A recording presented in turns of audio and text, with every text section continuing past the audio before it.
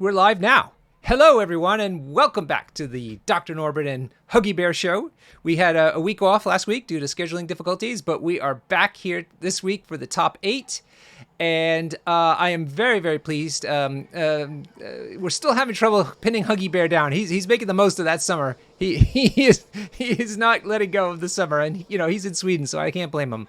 But we have a wonderful stand-in, my good friend Pat Dunford. Hello, Pat. Hey Norbert, great to be here. Good. I'm so glad you're here to help provide some strategy to what's going on in the game here today.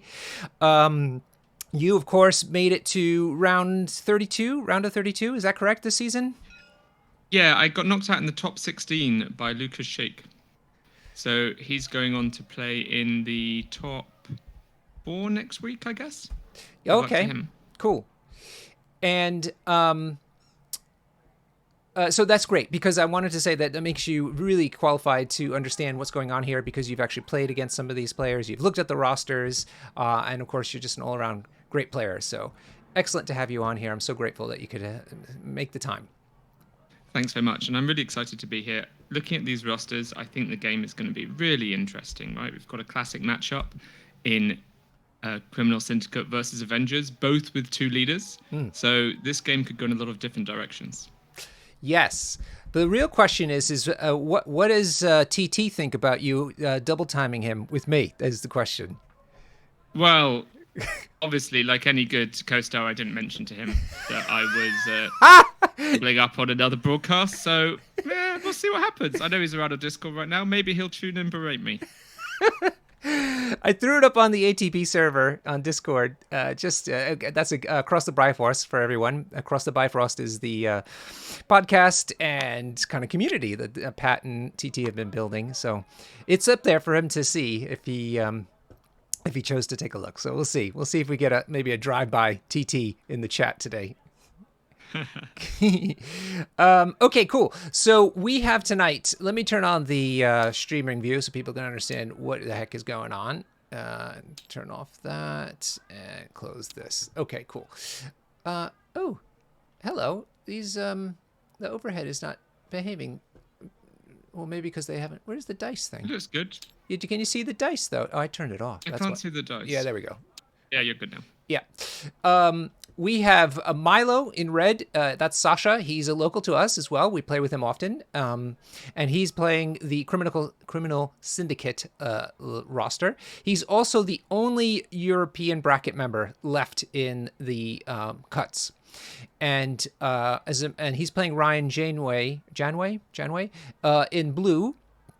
So RJ, that's a good way to remember it, RJ.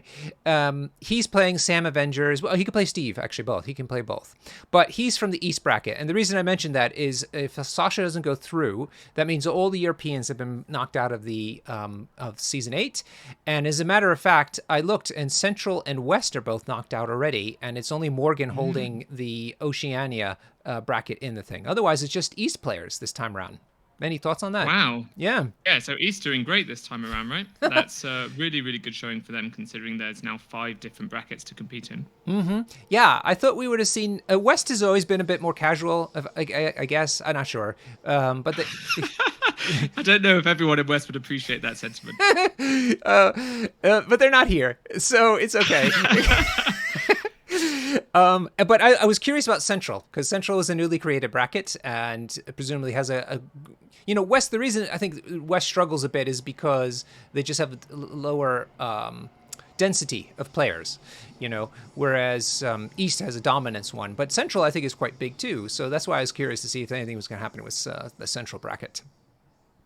Yeah, I mean, and of course, despite where people are coming from, right, there's always a big element of chance in regards to who actually makes it through this far, right? There's so many good players battling it out and knocking each other out that I don't think we should read too much into the brackets. Okay, cool.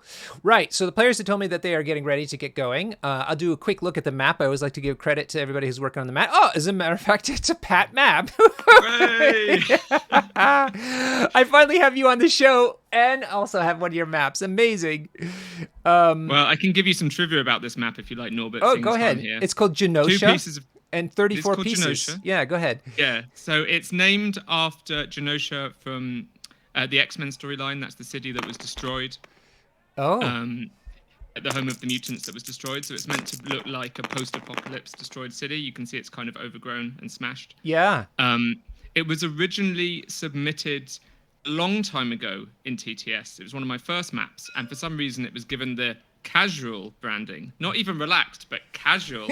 So I made a couple of changes, and now it is where it belongs in the strict map pool. Wonderful.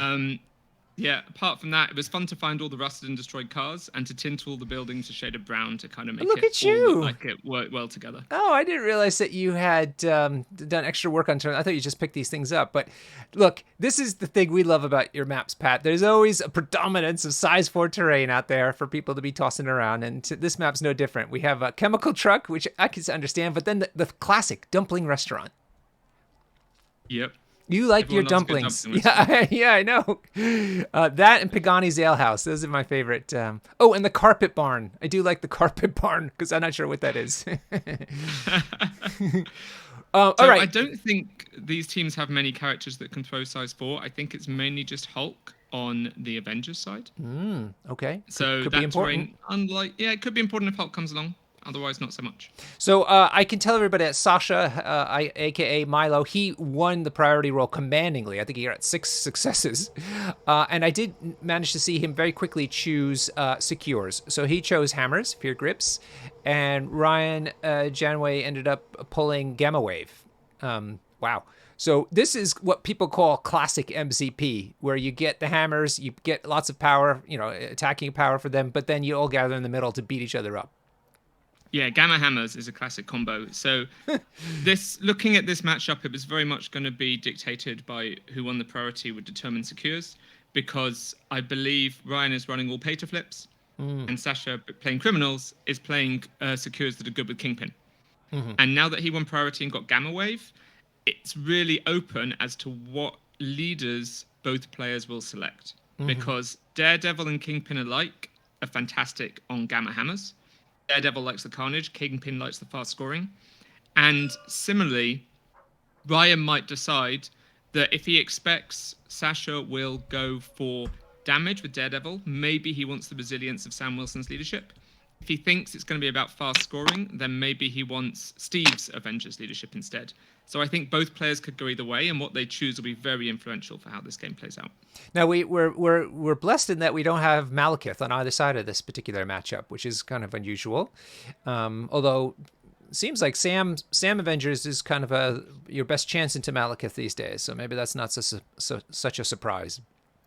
Yeah, although I expect that Sasha's pretty happy because Shadowlands does not really like seeing Malekith across the table. All right. So they've chosen 18th threat. So that would be Ryan's choice, 18th threat. Why do you think? So 15 is difficult, right, to do everything you want. Thinking about 18 threat, I'm expecting to see Ryan choose Hulk. Hulk is fantastic on Gamma and fantastic against Kingpin's criminals because he has so much control and he's hard to displace himself. And I would think that Ryan probably wants to go with as many models as possible plus Hulk to give him the edge on Gamma. Now, I could be wrong about that, but that would be my suspicion if I were playing against him, and that's what he chose. And the way he's positioned the map, he's given himself a size 3 piece of terrain to backstop himself against. Yeah, that's going to be helpful, right? Because he can use that as a backstop, and he can also use it for cover on the character standing in the back. Whereas he's also got a backstop in the center. He can use the car to backstop his models there. Yeah. And I suppose the bugle could be used a little bit by Sasha, but not as easily. No. So I think he's well positioned. And then, of course, he's got a size 4 truck right here close by. I'm sure that Hulk will be able to reach that one. Yeah, that's another tempting reason to include Hulk, right? Because that is an easy reach. Yeah, the dumpling restaurant probably is not going to come into play here today. But, yeah. Cool. There's a bit of a backstop here, though, as well. You cleverly placed this rusted car here, so you could probably contest the backside of the hammer and not get pushed. Yeah, maybe. Depends on your base size, I think, but it is possible. One of the things I always wonder about with Gamma Hammers is how much emphasis the players are going to put on the side hammers. Because the Gamma shelters are where all the action's at, right? That's where all the VPs can be scored. And sending characters out to pick up those side hammers means they get irradiated, they take damage, and they're out of the important fight. for all of round one and often all of round two as well. So I'll be interested to see if the players go after those and which characters they elect to put near them in deployment.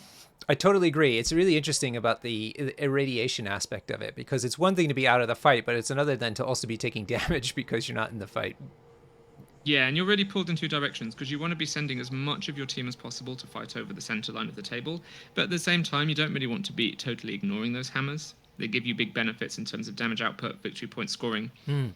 So it's a tough line to balance.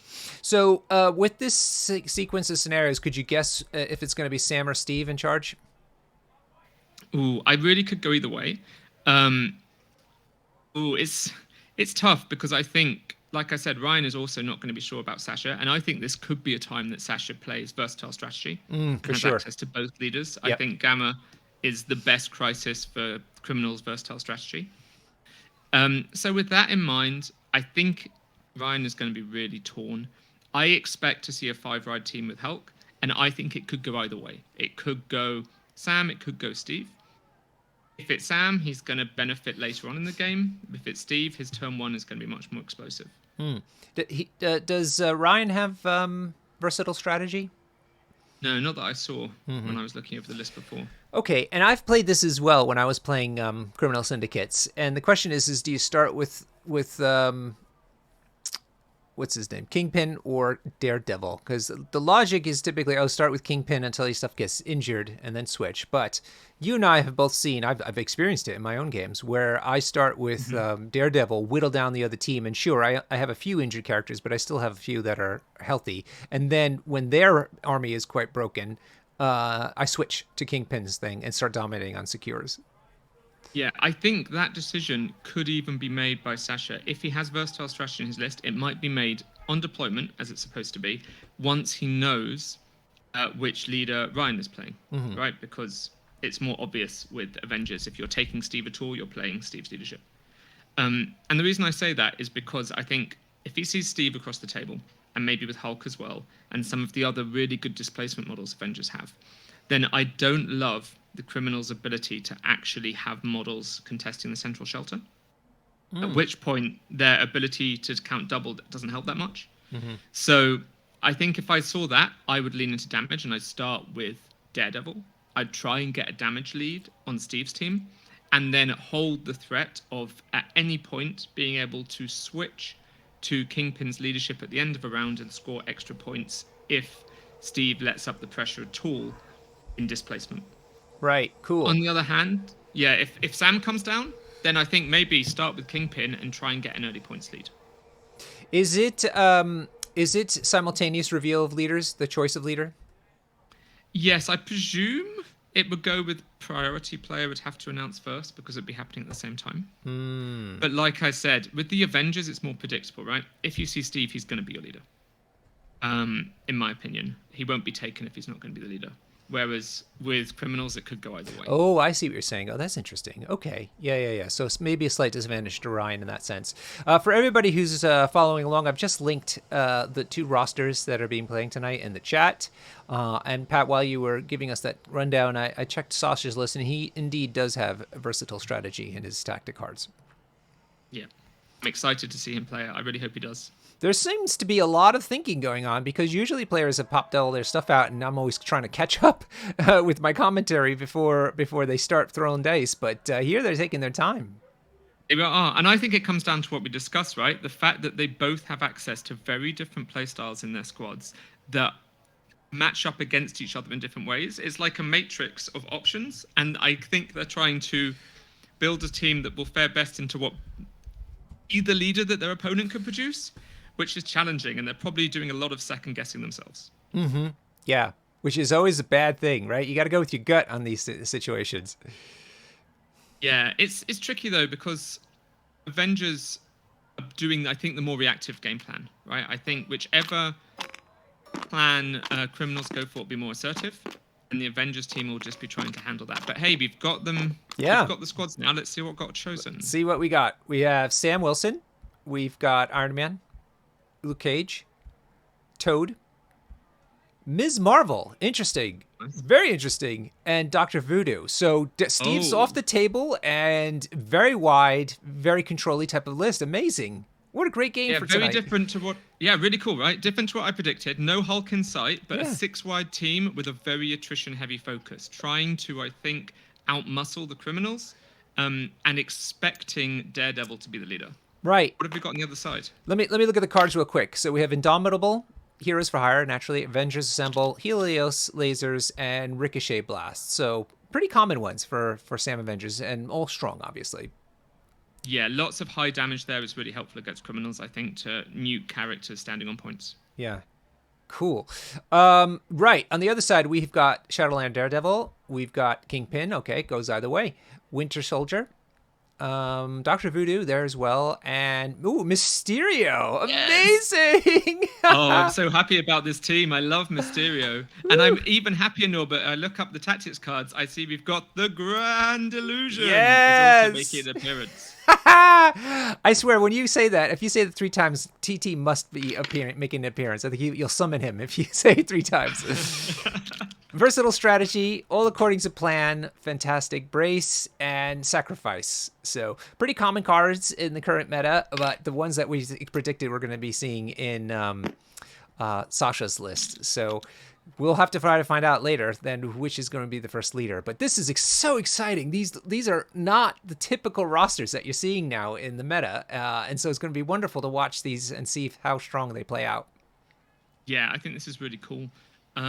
Both teams nominally 6 wide, thanks to the grunts on Daredevil's side. But of course, Avengers have the real numbers advantage with 6 proper characters. Right. I really like Mysterio and Grand Illusion in Gamma. This is, I think, his perfect home. So I think the crisis here is well set up for Sasha. But this Avengers roster is fantastic, right? It's flexible, it's numerous. It can do a lot, and I'm going to be really interested to see how the first round plays out. Me too. So we see here Sasha's put Mysterio on the back point, which I think you say is one of his best, the character's best uses, right? They're a pain in the ass to get to when they're this far back, and they punish you for trying to get to them. Yes, I think in Gamma in particular, you can be brave and you can send Mysterio out to the center, especially against this team. It doesn't look like they're going to be able to do very much to him on round 1. Sasha's deployed him dead center of the table, which means he will just about have the movement to actually get to the middle Gamma shelter, which is an important consideration for Mysterio with his short move and his small base. If he's not deployed directly opposite something in the center, he can't reach it. So the fact that he is deployed exactly there tips me off that Sasha plans to move him into the middle of the table. Oh, okay. All right, right on. Kingpin is just to his right. Winter Soldier a little further right as well. Meanwhile, Ryan is just about to... no, he's changed his mind. He's got Luke Cage just to the right of his side of the table. Voodoo just to the left, and it looks like Iron Man even further left. Yeah. Now, Ryan has a lot of choices for how he deploys this team and what he does with them. I'd expect to see Sam Wilson sticking at the back where he can be safe. Perhaps joined by Iron Man, although Iron Man at some point might want to move into the middle. He is in a position where he has good lanes to push people off the middle shelter, though, so that's really helpful for him as he rotated the table, right, to avoid that backstopping. And I'd expect to see Toad threaten to take a hammer on a side, and Ninjas threaten to take the other. Yeah, that's exactly what Ryan... I was talking to you about this down at our regular gaming place. I'm like, because I had just done it. I take the Ninjas, they went and grabbed a hammer, and then they just ran away. And, so they weren't part of the game anymore necessarily, but they were scoring a point. And I was like, because I got tempted because their ability is to be able to hand it off to somebody.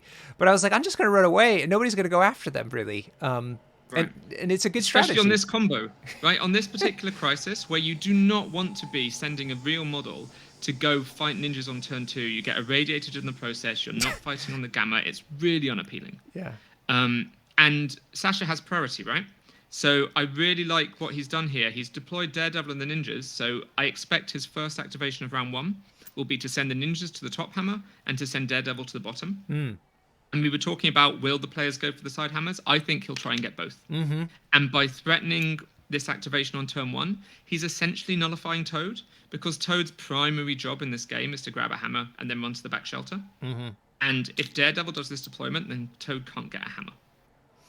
Sam Wilson just to the right of Luke Cage, so he's basically put two characters on either side of the what is this? A convenience store. Okay, it looks like it might be part of a gas station.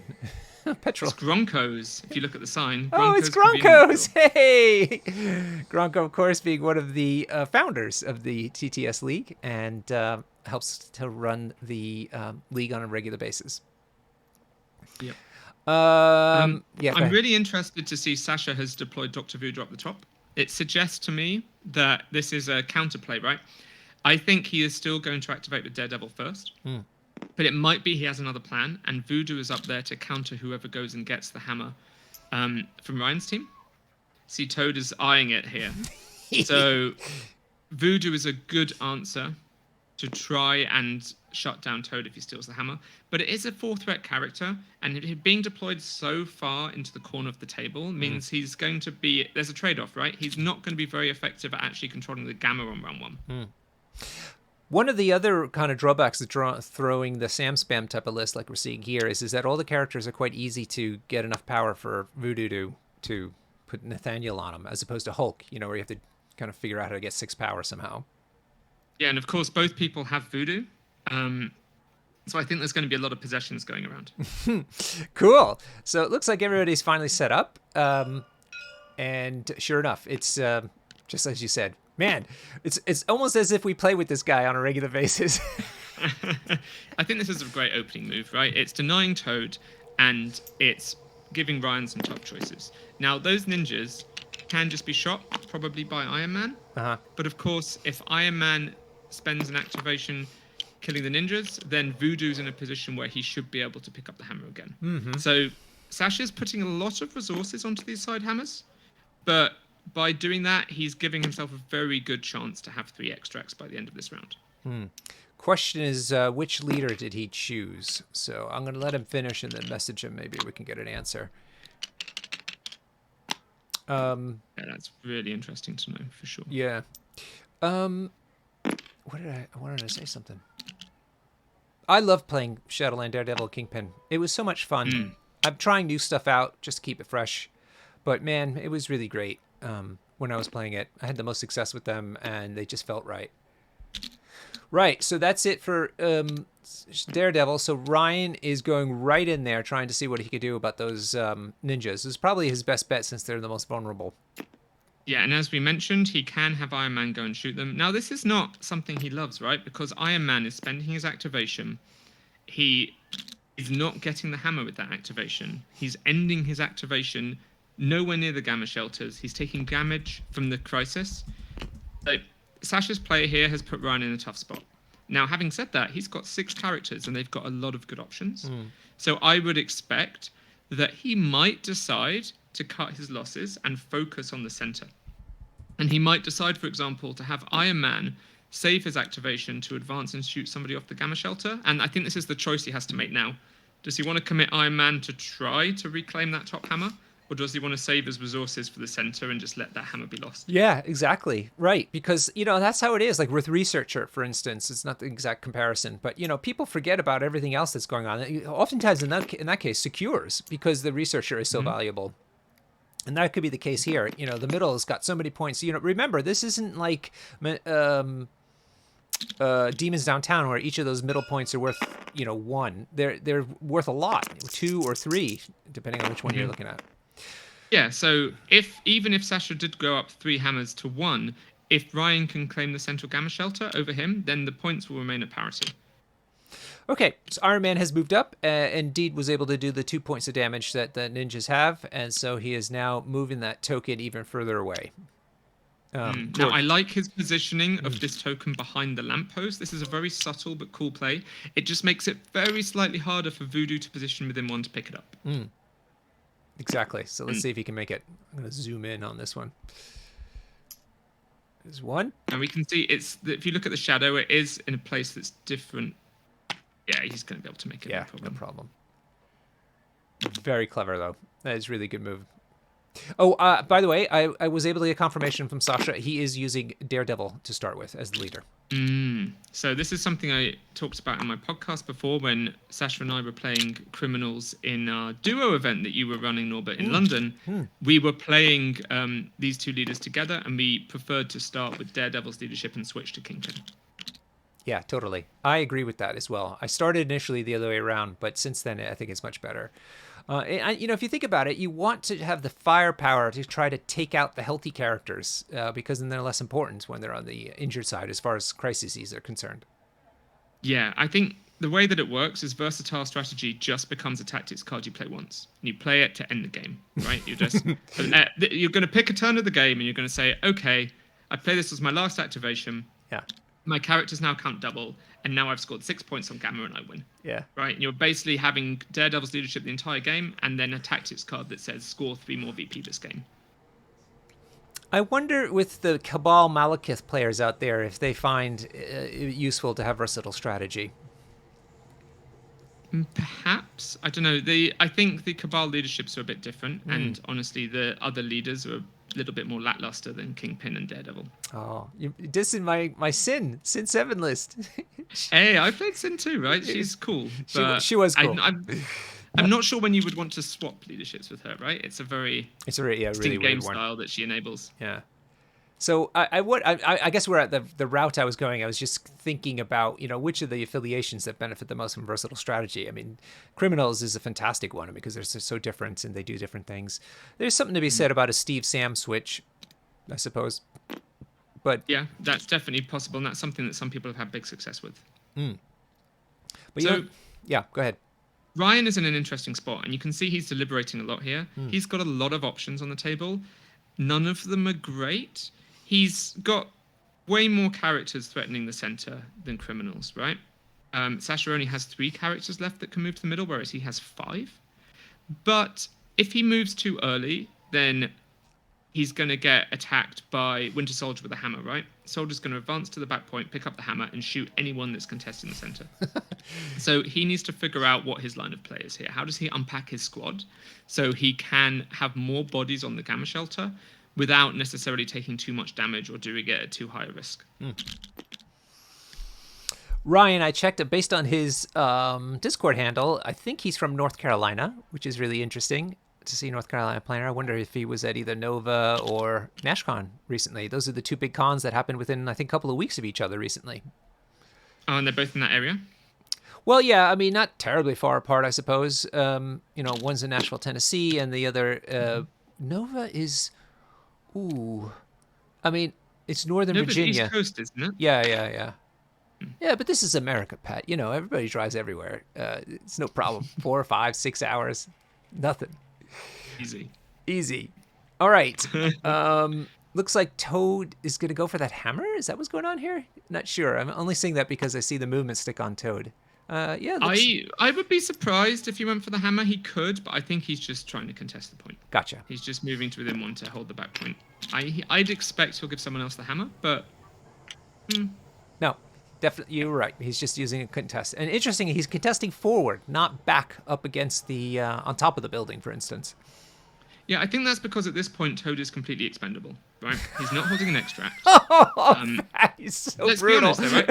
He's holding no extract. He's in a team where if he gets dazed or KO'd, other characters get an advantage. He is the lowest value character on the table. Like, there's no reason that Sasha would choose to prioritize him. So he can put him in a place where he can threaten to double move and contest the back Gamma Shelter next round. We've got Utility Cookie in the house. Welcome, Cookie. It's good to have him here from the Netherlands. We're hoping to see a team of Netherlands people coming up to the next team tournament that we do next year up at Element Games. That would be awesome. Yeah. It would be really fun. Really enjoyed that tournament. However, Pat, you and I have amazing news for everyone because the both of us are going to Adepticon next year. Woohoo! We are. I'm so excited. I'm counting the days now. Right, it's about 180 days to go approximately. I know. I can't wait. It's so crazy. The reason we're talking about it already is because the hotels get sold out so fast, and they went on sale. I don't know, a couple weeks ago now or whatever. So So we're already thinking about it, even though the con is nowhere near in time as us. But well, but we got the hotel rooms. That's the important part. I'm staying with my buddy again from New Jersey, and excitingly, you're going to be coming over with me, but staying with our friend Gil from Denmark. Yeah, it's going to be really cool. I'm looking forward to it a lot. Yeah. So you see, Luke Cage has drawn the short straw here and has been elected by the Avengers to go and stand on the Gamma first. There's a good chance that he will get shot by Winter Soldier, attacked by Mysterio. He may not end the round on the Gamma shelter, but it signifies that Ryan is going to continue to use activations now for all of the rest of his team to try and get that shelter, right? Either by moving characters on, but also by displacing. And the reason that Sam hasn't gone yet is because I think he wants to use Sam's shield throw. Although, honestly, I don't think that's going to work for him. Because between Kingpin's size 3 and Mysterio's stealth, I don't think Captain America is going to have a good shield throw push this round. Yeah. Ryson Jake, you're asking about him needing to climb over the car. The car is only size 2, and you can walk over terrain that's the same size as you or less as if it weren't there. So that's why he was able to go over it with his medium stick. He's a superhero, man. He just jumps over it. He's Luke Cage. I can see him jumping over and crushing the middle of the hood. Yeah, smashing through it. Whatever he wants. Up, throw it over his shoulder. Going back to your point about throwing up Luke Cage, it's not a bad choice. Of all his characters, if anyone's going to tank, it's Luke Cage. Absolutely. And I like his position here. He measured out a lot. I think he realized that, firstly, he can't stand on the car and contest. It just doesn't quite work out with the placement. And he looked at, could he go far enough back to avoid any kind of retaliation? The answer was no. So instead, he went as far forward as possible. And this is important because it makes it harder for Mysterio and Kingpin to place. And it might be that Mysterio now is not able to get within range 1 of the Gamma Shelter, which would be a big deal. Rookie Boy's mentioning that he actually very clearly blocked Mysterio from going up on that point. And so I guess this is why Sasha feels like he's forced to take Kingpin and put him up there. Is that right? Yeah. So I think it might be possible for Mysterio to slide next to Kingpin, but I think it's unlikely. Yeah. And it'll be one of those things that's so hard to tell that Sasha will have to decide if he wants to risk it. Right? He might decide to just cut his losses, accept that he's going to lose that back Gamma Shelter and have Mysterio and Winter Soldier sit on their home shelter, pick up that hammer and do some damage. But the fact that Kingpin has moved now suggests that he doesn't want to give up on it quite yet. He wants to make Ryan commit more resources. That makes sense. Mysterio only moves short, is that right? Yeah. He's got the crossbones disease. Okay. Yeah, it's a sad affliction. But yeah, not Pat. Sasha's got 2 extra hammers, right? So it may be not the worst thing in the world to be not getting that middle point. Yeah, 2 extra hammers and he has priority, right? So he could try and play a keep away game, where he could next round have Voodoo and Daredevil retreat home and just set up a firing base on his home Gamma Shelter with Mysterio and Winter Soldier punishing anyone that comes into the middle. And that would at least maintain parity, if not get him ahead. Cool. So Ryan definitely needs to be more aggressive, and he's going to want to take over the middle of the table and then push forwards. Yeah. That's countered by Sasha having stronger attrition play. So this just makes it a wonderful game of MCP to watch, to see how these 2 strategies are going to play out against one another. For sure. And the more that Ryan has to move up the table, the worse his attrition is going to be in comparison to Sasha's, right? He's just going to be spending more move actions compared to Sasha's attack actions.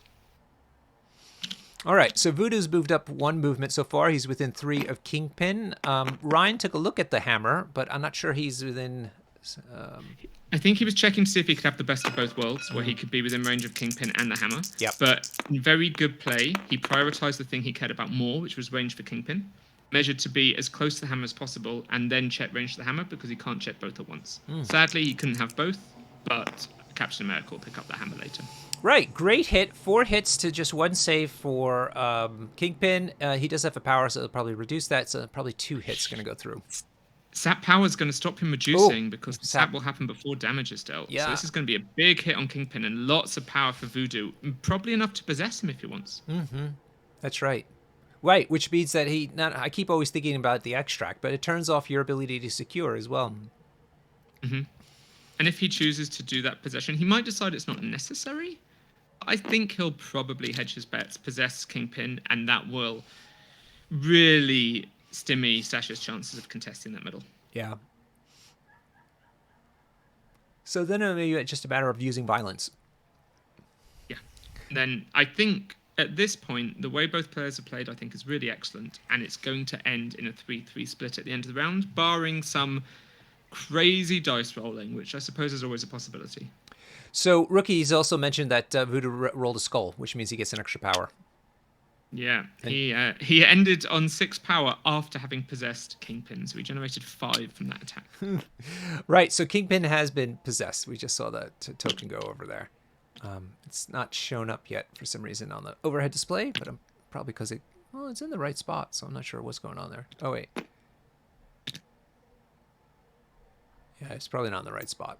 Anyhow, he's been possessed. Right, so we've got Winter Soldier moving up within 1. In a great spot. Yep. He's taking cover behind the bugle. He's in range to pick up the hammer and secure the gamma shelter, and he will probably have his pick of targets. I think just eyeballing it, he's probably just out of range of Voodoo and Toad, but it's going to be close. Yeah, he might just have to set up a shooting cage. Yeah, I'm going to agree. I think we're about to find out. Yeah. Ooh. Yeah. All right. Worth a try though, for sure. Yeah, for sure. All right, so he's got the hammer, so he'll be rolling 5 dice off his rifle. What's going on here, guys? Just wishful measuring there. Please let one thing be in. I don't want to shoot Luke Cage. He's too tough. Can Mysterio do any damage output to the Cage? He can. He does a mystic attack, which is Cage only has 3 defense. And importantly, if he does at least 1 damage, then he can advance Cage off the point. So ooh, good Cage hit. Is not. But sorry. Yeah, very nice. He's got the rapid fire. He's got the bleed, although Cage is immune to that. Looks like 4 hits going into 1 save, plus a reduction. So that'd be 2 hits. 2 damage. Yeah. Great start. And we'll see what the rapid fire does.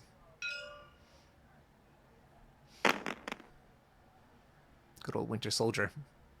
Winter Soldier racking up enough power to start making big plays in round 2. Kingpin is positioned that Winter Soldier could Hydra tactics forwards if he wanted and take shots into anyone in the opposing team. Not a good hit this time. Just one she gets saved easily. All right. So, pretty average. Maybe a low average. Yeah. But honestly, still fine. You can see Sasha is checking that range 2 there for Hydra tactics. Oh, he's moving on to the center. Oh, he's not giving up the center. Oh, wow. That's surprising. This is a risky play. I like it. This could backfire hugely. Sasha is taking a high-risk, high-reward option here, right? Because he could choose to stay on the back and with the hammer and draw this round. With this play, he can perhaps contest the center and get further ahead. But he could lose Winter Soldier, lose a hammer, and get behind. Yeah. I never in a million years would do this. Never. Yeah, me neither. I like it, though. I respect it. So Miss Marvel looks like she's going to be just in range to make a single attack into Soldier. Captain America will be arranged to stand on the building, pick up the hammer, and attack him as well. Those 2 attacks combined are unlikely to kill him, but they certainly could. This is MCP. Mysterio, on the other hand. Yeah, exactly. Mysterio, on the other hand, if he can just advance to the back shelter and do 1 damage to Cage, he'll move him off. And if Ryan spends all his actions attacking Soldier and doesn't kill him, then Sasha will get hugely ahead. Yeah, really interesting. Yeah, so he's really spiced up this round. I thought it was going to be a pretty laid-back affair now, but it's not. Ryan has some interesting decisions, because Ryan could choose to play it safe and double move a character to the center, right? Miss Marvel double moves to the center, assuming she can get there. Then there's no way that he is going to lose it. However, if he doesn't kill Winter Soldier and Mysterio moves off Luke Cage, then he could still not score it and end up very far behind in points. So he's got some interesting lines of play to choose from now. Have you been playing much against Ms. Marvel? I played with her quite a lot. She was in my Sam Wilson team for a long time as well. She's three I like threat. her. She's free threat. She's very versatile, right? She's got a throw. She packs high damage with her transform. Her big problem is not having enough power to do everything she wants, which is a classic three threat problem, right? I heard that on a podcast today. They say that the three class of characters are characterized by their not having enough power to do everything they want to do, which I found to be a rather sweeping statement. But then you Yeah, mentioned it's it. definitely not true for all characters, right? Characters are different enough. Yeah. But certainly some. Some of the more powerful three threats are limited by power generation for sure. Right, people. So he's decided to play it safe here, right? Miss Marvel's moving to the middle to contest. Right. But it's unlikely now that he'll be able to deal with Winter Soldier. Right. So Mysterio's going to go up and move Luke Cage off the point, but then Sam will be able to take it, so nobody will win it, basically. Yeah. So I really like Sasha's play here because by moving Winter Soldier forwards, he's given himself a much better activation with Mysterio that would otherwise have been blocked by Luke Cage's placement. Ryan did a great job placing Luke Cage, but now Sasha has found the counterplay, and he'll be rewarded if Mysterio can do damage. I should also mention that Sasha's a new dad. I mean, just a couple of months so far, and all of this might just be sleep deprivation rather than anything strategic. Yeah, we've not seen him in the shop for a few weeks now, right? So I don't know how big the bags are under his eyes. So we'll see if it pays off being sleep deprived. He said so far he's been completely taken aback by the fact that he's made it this far because he has been sleep deprived and not playing regularly. But I told him, he's just going with his gut. He's not thinking it, not overthinking things. Yeah. So are we still waiting on an attack here? Yes, we are. So he's moved once, but hasn't done anything yet with his second action. Helgi, it currently is in London, 6:15 in the evening. So I'm not sure where it is in Iceland. Maybe you're not on daylight savings time as we are still here or something, but that's the time. What time is it in Iceland? Wow, this is such a huge spike. This is super lucky for Sasha. Mysterio got 4 successes on 4 dice. Ryan got no blocks. Luke Cage is quote-unquote saved by his skin, but he's probably going to be advanced into the gamma radiation now and then die in the cleanup phase. Oh, that's right. Oh, no. You can see Sasha's measuring that out now. The truck makes it a little bit awkward, but I think there's no saving Luke Cage. Yeah, look, just outside of Rage 2. What a swing for Sasha here. Taking out Luke Cage in round 1, scoring the back, and neutralizing the middle is exactly what he wanted. Oh my He's goodness. also got enough power that he can now... Oh, okay, interesting. This is a little bit greedy and unnecessary, but I dig it. He's doing tricks and traps to finish off Luke Cage straight away. Right. I think this is a mistake. Because of But the... it does let Mysterio advance. The reason I think it's a mistake is because it also gives Ryan a leadership trigger, which I think will straight away counter this play. Oh. Yeah, I would have just And I left don't it think and let Sasha thought about that. Yeah, just let the radiation Yeah. deal with it. Because he was thinking about it, right? Clearly, he was measuring it. So I'm not sure why he did it. I think he got carried away, and I think he's immediately regretting his decision because I think he thought, I can move Mysterio onto the middle and guarantee to get the middle, and he forgot about Sam's leadership. Whereas if Luke Cage dies to Gamma, then Sam's leadership doesn't trigger. But now Sam, so the reason Sasha really regrets this, right? Because now Sam gets to move short. Yep. He is then in range to pick up the hammer straight away, Yep. and he can double attack Winter Soldier. Yep. The reason Sasha stayed on his back point is he realized if he doesn't, then what Sam can do is advance short, pick up the hammer, double move long, and score Sasha's home gamma shelter for 3 points. Ooh. So he made a big misplay. I think he's really kicking himself. He saw it straight away afterwards. I think he just got carried away, didn't think through all the lines, and he's kicking himself. Yeah. But now Winter Soldier could be in danger. And if Sam can pick up this hammer and kill Winter Soldier, then Sasha's great luck will be unraveled and will be back to a swing in Ryan's favor. I'm just making a note so you can ask him about this after and do tricks and traps on Luke Cage. Yeah, Cool. Ordinarily, that tricks and traps play would have been fantastic. Yep. And I think it was just a little bit of muscle memory, right? Forgetting about that leadership for a second. All right. Now we go. Oh, Winter Soldier's in danger. He's going to take 2 5-dice shield attacks. Ryan is probably really hoping this comes up as well as Mysterio's attack earlier. Yeah. Oof. Good start. 3 hits so far with a crit. But a good block as well. That's 4 hits at 2 saves. So 2 go through. And that's about the average you expect, 5 into 3. Obviously, there's a lot of variance in Marvel dice. But that's more or less the normal amount. You always, every time now I roll my big spenders that never work out for me, I always count the dice because you told me that it should be half successes. Half successes. and then when I don't get those half, I'm very angry. It's like, oh God, why? Ryan was just checking there to see if he could push Winter Soldier with Sam's shield, but Kingpin, of course, blocking it with his sturdy frame. Yep. Here comes the second attack. And you can see, everybody, why Sam is such a powerful leader. Out of movement activation, free movement is essentially getting another action. Yeah, it's huge. There's other things he could have done with that movement, but I like this one because it's pretty punishing for Sasha's aggressive play. He might have considered, alternatively, moving Iron Man to sacrifice. Voodoo. Bucky's playing sacrifice, presumably on... He just does not want to give up those victory points, and I don't blame him. This is ensuring that Bucky gets to live, that he gets to make really good attacks next round and then escape to safety.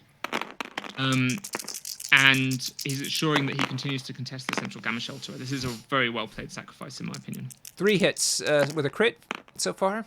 4 hits altogether. Kingpin's only saved 1.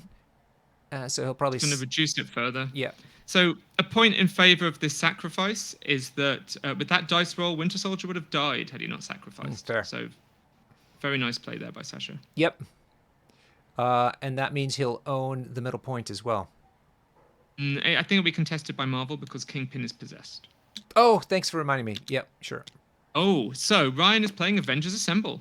Ooh. That's what this must be. Okay. So I was saying before, I think he could have considered to have Dr. Voodoo. Or maybe he's deciding not to. He could have considered to have Dr. Voodoo use Sam Wilson's leadership to contest the center instead. He went for the more aggressive line, moving Sam up to double attack Winter Soldier, and it's not paid off. Although he has got a lot of damage on Kingpin, which is its own kind of payoff. Yeah, for sure. I mean, he's only got 2 left. Yeah, taking out Kingpin early would be a big deal, right? It would nullify versatile strategy and remove Sasha's most powerful, influential piece on the table. All right, so he's elected not to use Avengers Assemble, and so that should be the end of the round. Okay, so he thinks Avengers Assemble is worth more than scoring 2 VP. Okay. I mean, he obviously has big plans for it in future rounds. So that's 4 points to 2. Yes, Sasha has 3 hammers in his back shelter, whereas Ryan has 1 hammer in his back shelter. The center is contested by Soldier and Marvel because Kingpin's possessed. Right. And priority will go to Sasha on the red side. Crucial choice now is who to activate first. Yeah, he's in a bit of a tough spot because he's got 2 characters in extreme danger, right? Kingpin now only has 2 hit points left thanks to Ryan's aggressive shield throws. And Winter Soldier only has 3 and is holding a hammer. So whichever of those doesn't activate is likely to be retaliated against extremely hard. I feel like Sasha probably has to activate 1 and leave the other one to the wolves. Yeah, but I mean, the only one who can really attack... Well, if he wants to take out Ms. Marvel, Kingpin could do the dirty. But otherwise... He's got full power. Yeah. He could start throwing around some big attacks. Luke Cage, of course, has tons of power and is in a position to do some interesting things. He's in a bit of a dangerous spot to use Heroes for Hire, but of course he's going to be thinking about it if anyone targets Ms. Marvel. Yeah. Really, really good interplay of characters and cards here on the table tonight. This is really excellent MCP gaming going on right now. Yeah, it's really cool. I wonder if anybody in the chat knows Ryan. I'm just curious to see if anybody knows about his playstyle or where he likes to play normally. Because I haven't heard of him, I don't think, until now. Which is great. Next big con in the States will be Warfare Weekend, I believe, which is in November. I've been there once for War Machine, and it's an excellent convention out in the St. Louis area. I've heard good things about it. Ryan won Nova. Of course. I did know that. Thank you, Big Positive Geek. Yeah. Oh, did he win Nova just a week or two ago? Yep. That's right. Very cool. Congratulations to him. Ooh, it looks like Ryan's recalled the brother, Nathaniel. Yeah, the brother Daniel. Yeah. I'm not surprised because I think he plans to murder Kingpin and therefore not need him to be possessed. Sure. Yeah. I keep calling it Nathaniel. It's Daniel. I don't know why. Making life harder on myself. No problem. Yeah, so Sasha's really thinking hard about this round. This is going to be a hugely impactful round. He's got ahead on turn 1, but he's paid the price in taking a lot of damage. Voodoo and Daredevil are in pretty irrelevant positions, so he only has 3 characters that really matter in this round, and one of them is likely going to get days before it can activate. Yeah. So he is going to struggle, I think, to have a good round 2. And I think at this, at the start of the round, it looks like Ryan should be able to have a really good round 2 and maybe pull the game back to parity and victory points. Yeah. Yeah, I agree. He's got so many characters to play with on his side. This is why I struggle. I'm trying now to learn how to play tall list for the challenge of it, but I always struggle with tall lists, mostly because, when I have a wide list, I have lots of different abilities on tap and just more actions, which is a massive, probably the most restricted resource that you have in the game.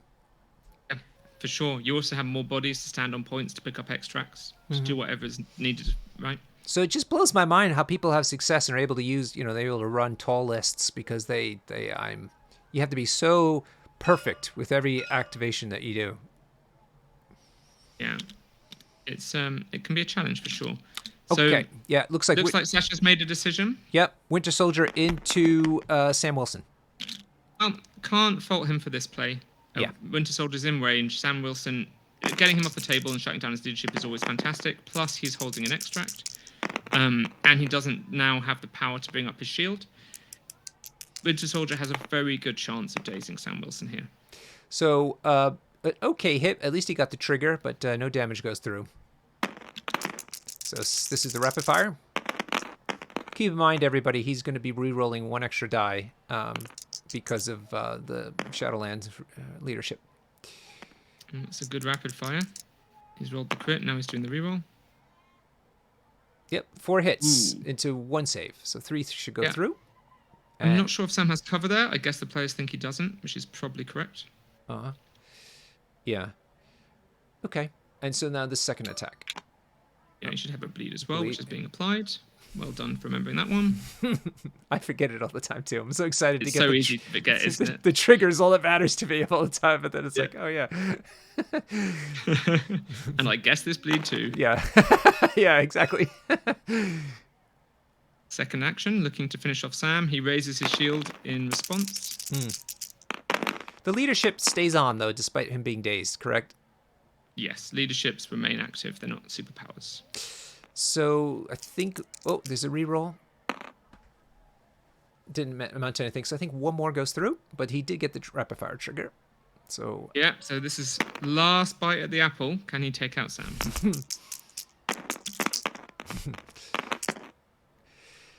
Ooh, not with that hit. Oh, he gets to re-roll 1. Well, or you can re-roll 1. It's always down to the re-roll. Let's see. Has Daredevil yes! taught him well? He did it! Has. Woo-hoo! At ninja training. Very good. And the hammer drops, the dropping of the hammer here is pretty inconsequential. Because Winter Soldier has no more actions left to advance and pick it up. And Toad and others are easily going to pick it up later on. Yeah. Should probably just put it in an awkward place then, right? Yeah. So this was the downside of this play, is it's always nice to get rid of... It's always nice to get rid of Captain America, but it's not really doing much to stop Sasha getting behind this round. Like, I'd expect Toad will pick that up, stand on the back, and Ryan hasn't really been inconvenienced. No.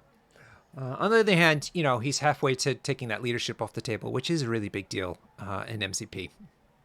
It is. And we can see now Winter Soldier employing his hydro tactics, going back once. He's probably going to go a second time off Mysterio, if I were to bet, just to be as safe as possible. So nasty.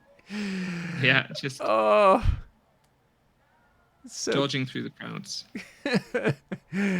Hydra tactics. Let's see.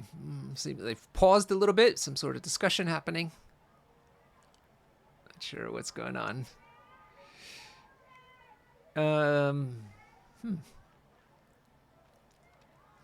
I was. Maybe Ryan's like, "Hey, can you really do that?" Yeah, Really? I was. Twice? I wondered about that.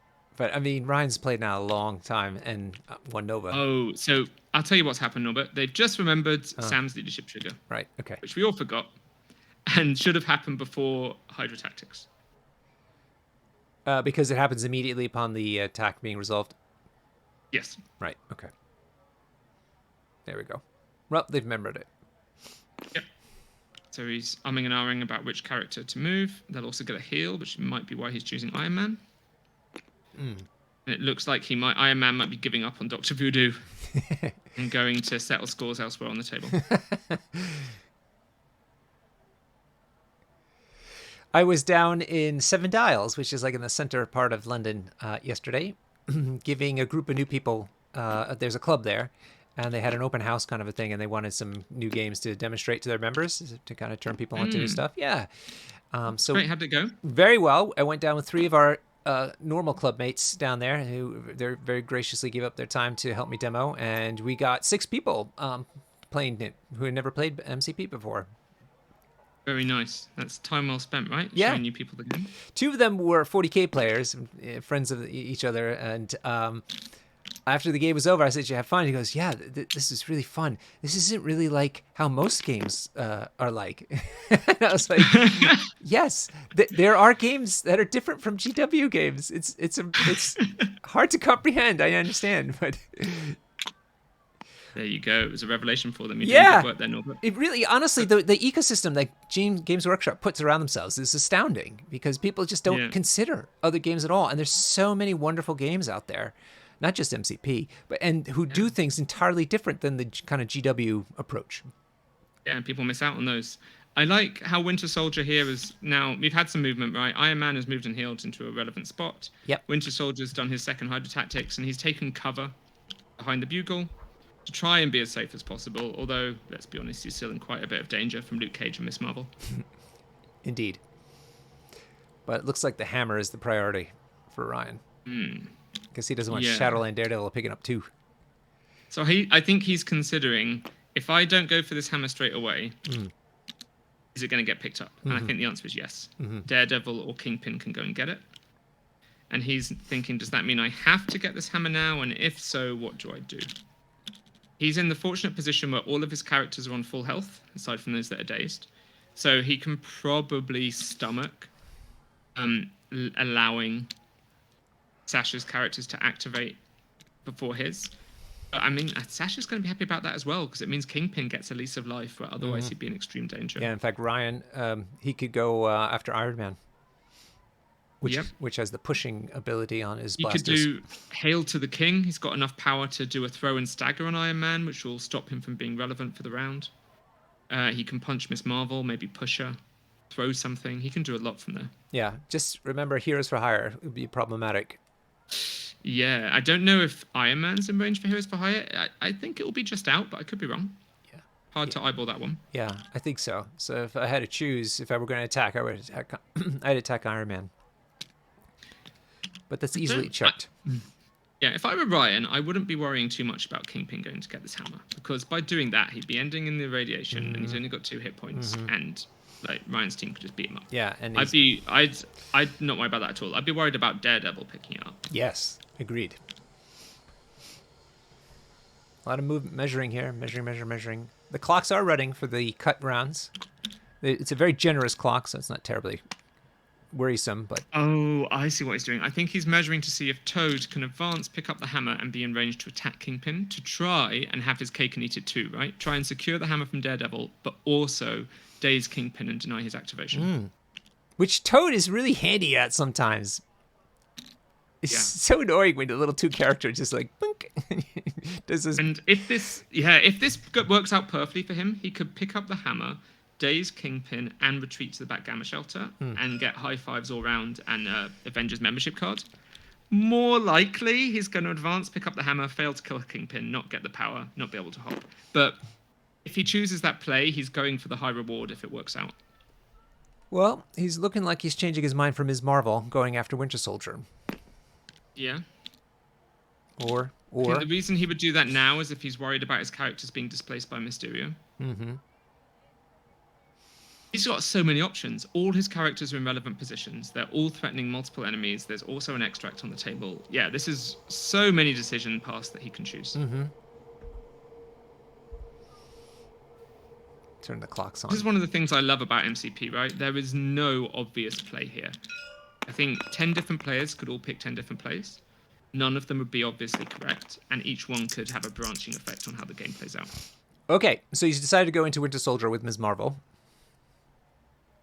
Oh, interesting. Okay. They're probably talking about cover now, but I think she's probably okay. It's a little bit hard to see, isn't it? Yeah. They haven't used the like little tools that you can use in TTS to draw that line and double check it, but I think it's okay. Right. First attack. 3 hits with a crit.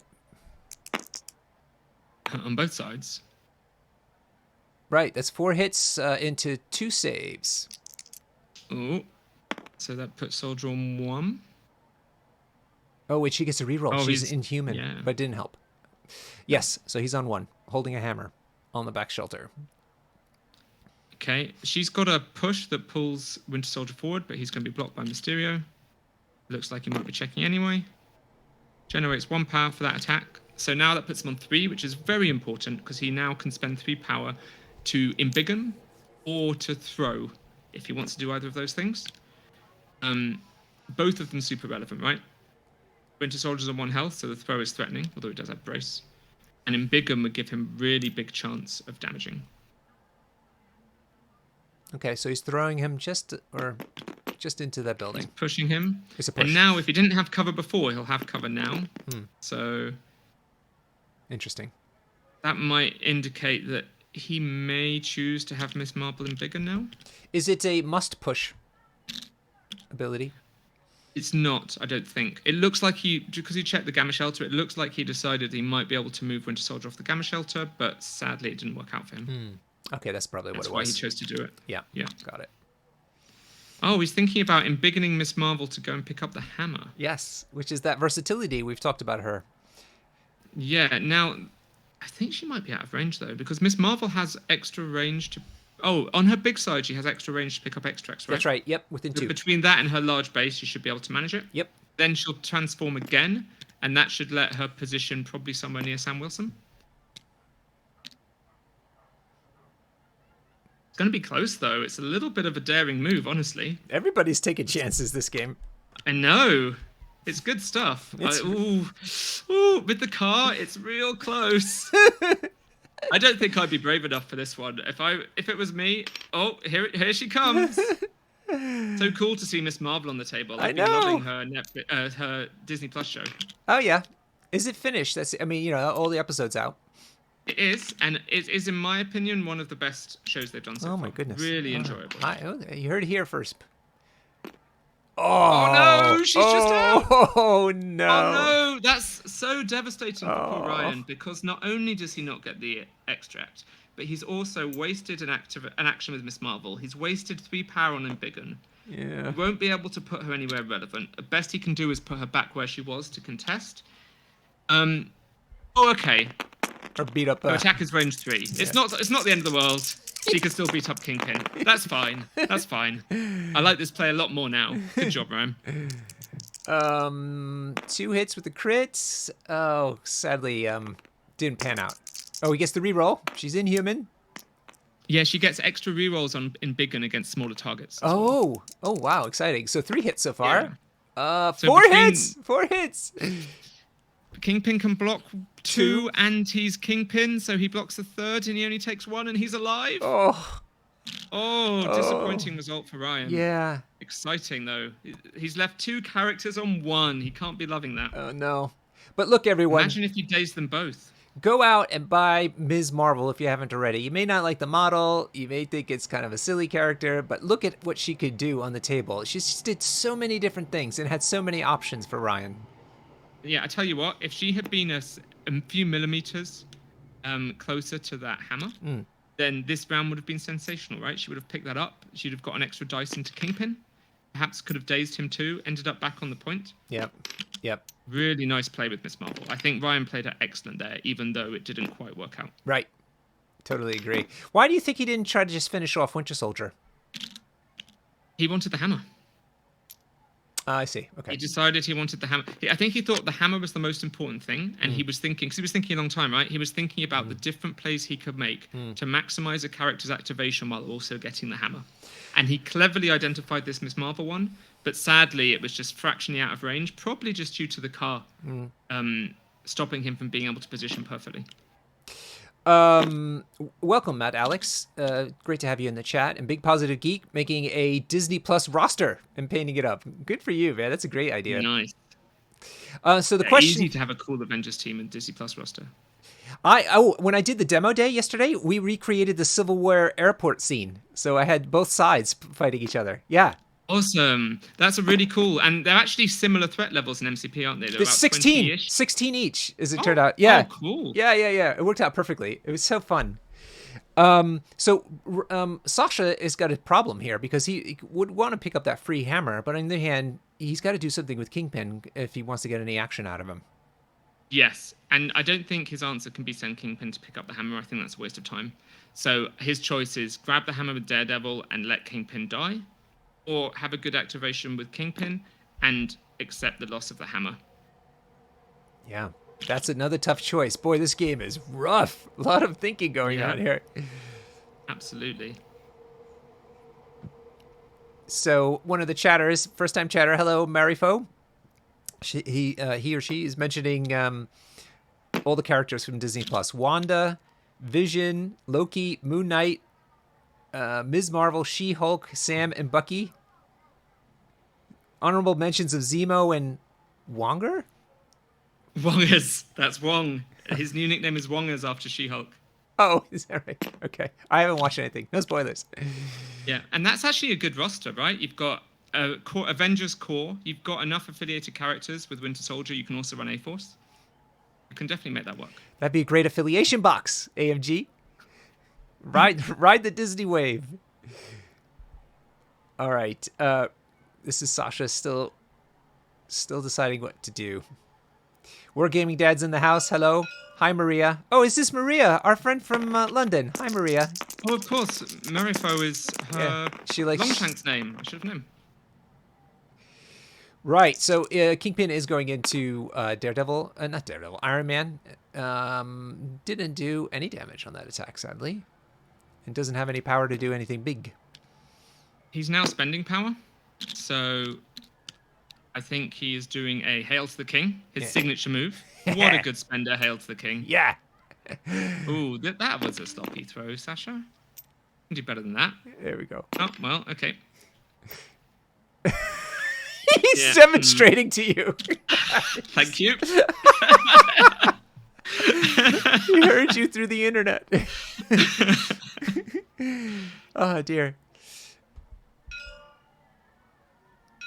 So, staggering Miss Marvel. Oh, no, that was just a throw by the looks of it, not a hit. I see. Now he's punching Iron Man. Right. 3 hits with a crit. And nothing doesn't roll into anything. Iron Man will get the 1 reduction, and so he'll take 2 points of damage. Not so great. Okay. Oh, he's got some power at least. Could be worse. Yeah. And like moving Miss Marvel into irrelevance after she's activated is a good play, if nothing else. Yep. Keeps Hero for Hire also offline. Yeah. Now, interestingly, that might have been a good spot to use Hero. No, of course, he couldn't use Heroes for Hire there. Yeah. So good play by Sasha playing around that by using the throw on Marvel rather than attack. Yeah, agreed. Leaving that tasty hammer on the floor, though. Oh, that's got to hurt. So now Ryan is in a spot again where he has to decide between prioritizing the hammer or damaging characters. But now that Kingpin has activated, his urgency to damage Sasha's team is much less. I say as he decides to damage a completely different character on Sasha's team. What do I know? Right, so this is Iron Man into Sasha's Dr. Voodoo. Yeah. So the advantage here, Dr. Voodoo's already taken damage from Gamma. Ooh. He's holding the hammer. If he can get big damage here, it could definitely swing things in his favor. Big hit, 3 hits. But there's 3 saves. Nice rolling. And you got a skull for a cheeky extra power on Dr. Voodoo. Yes, those are the kinds of things I forget all the time as well. Same with Ghost Rider, getting power. It's so important that you don't forget that. Yeah. Nothing feels worse when you spend an attack action only to give your opponent power. Wah, wah, wah, wah. All right. One attack so far. Ryan's thinking about it. He's a very deliberate player, Ryan. I also appreciate that the 2 guys playing today are not dice swipers, which is, where as soon as they roll the die, the opponent sees it, so it's, it's fine but as far as us observers go, it's really hard when they clear the dice straight away after rolling it. It's just like, come on. It's definitely a bad habit. Don't swipe your dice, people. Especially in this electronic environment when they're not really in the way. They're not physically on the table or anything. Yeah. Anyhow. Worse in real life, where if you swipe your dice, your opponent can't see what you rolled. Yeah, that's obviously That's very bad. rude. Okay, Iron Man's going again into Dr. Voodoo, see what he can do. Ooh, good hit. 4 hits, including 2 crits. Woo-hoo. Yeah, so he spent the extra power there for Friday AI, so he got 6 dice. Nice. 5 hits Ooh, altogether. and it came up big. Nice. Against 2 saves, so that's 3 damage going through. Voodoo's on 4 hit points out of 6. Yeah, no push, sadly, which I know he would have wanted, because with a push, Dr. Voodoo would be unlikely to do anything useful this round. Indeed. Whereas now he does have a lot of options with 5 power. Yeah. Does he use the brother Nathaniel? Daniel? I got it. I remember. Daniel? Or is he just going to move and attack? There's some chat speculation about Avengers Assemble coming up soon. Yeah, he could. I'm not sure why he'd want to assemble now in particular. Usually use it at the start of your activation to enable something and move everyone else at the same time. I don't think it's... I'd be interested to know why chat thinks now's a good time. Maybe there's something they're seeing that I'm not. Because Iron Man didn't move into the center. Yes. Now, of course he could do that, but what he'll do is he'll wait until near the end of the round. There's no reason to play that card now when he can play it later on. Wanted to also shout out... If that's what he wants to do. Shout out Helgi in the chat. Helgi is from Iceland. He's one of the, I think he's the kind of like the organizer for MCP in that country. And he mentioned to me that they're looking at doing a springtime log cabin MCP weekend that we should be. Yes, ooh is right. So this could be, we come back from Adepticon and then go straight into a log cabin. Yes, exactly. That would be so perfect. In fact, there's oftentimes flights that go to the States that stop over in Iceland. Maybe we can... Perfect. We can do it on our return journey. Yeah. So, Helgi, keep the community informed about this magical weekend you've got planned. Okay, so Sasha now looking about just having Voodoo escape. He is obviously not loving the extreme amounts of damage that Ryan has inflicted on him. And he's deciding, I think, to have Voodoo escape. The problem is... he's just going to have all these characters sitting in range of Ryan's team, all on the brink of being dazed, right? And even if he postpones that for a round, it is going to bite him at some point. The lack of healing now in the current meta is just so apparent. You when you see this damage, there's there's few outs from it. You just have to deal with the fact that you're so vulnerable. Oh yeah, imagine if Kingpin had like a med pack. Right, and was on 3 damage instead of 6, that he'd be almost unassailable with what Ryan has left. Right. So, question is does Voodoo go into the action or does he just run away? So far, he's looking to go after the other Voodoo. I think he's considering a possession, but he might have forgotten the peculiar rules interaction there, which is you can't leave a possession token on an enemy Dr. Voodoo. Yeah. So this might bite him if that's what he plans. It's a very weird rules interaction that he may not be aware of. I wouldn't blame him if he doesn't. Yeah. So basically, for other viewers at home, you can put the Brother Daniel token on your opponent's Voodoo. It would cause that Voodoo to drop a token, an extract that he was holding. But then it doesn't stay on that Dr. Voodoo. Just it goes right back to you, I'd imagine. Yeah, and that's just because the Brother Daniel rules say this character, Dr. Voodoo, can only have their own token. I think it's to avoid confusion, right? Where if you're playing in real life and you've got these two characters with the identical tokens, not knowing, is my character possessed by your voodoo or do they have their own token? What's going on here? Yep. Oh, it looks like he's aware of that and he's gone for Toad instead. Yep, and sure enough, there goes Brother Daniel to go bother Toad. I love it. Toad. And then he's going to get the F out. Escape behind the building, blocking line of sight, trying to live another day. Oh, Pat, you put this Daily Bugle here, and it's just deliciously Doing placed. a good job, isn't it? Yes. Your maps are also... me and Hugo, Huggy Bear, when we see the placement of the tokens, compared to where you put the terrain, we could see how deviously your mind was placing these items. Because they were very... we could tell how deliberately you put the terrain comparatively. I think I get an unfair rep for being devious about that. I just try and mix it up, you know? Some places aren't too affected by terrain, others are. Insidious Monk, is that Joel? Joel is playing against Marielle yesterday. Insidiously mad. Sorry, not Monk. Insidious Monk, though. Truly insidious. I think Dr. Voodoo might be out of range too of that Gamma Shelter, which would be a bit of a blow if he is, because then he'd be on a single hit point remaining going into the next round. Definitely looks that way.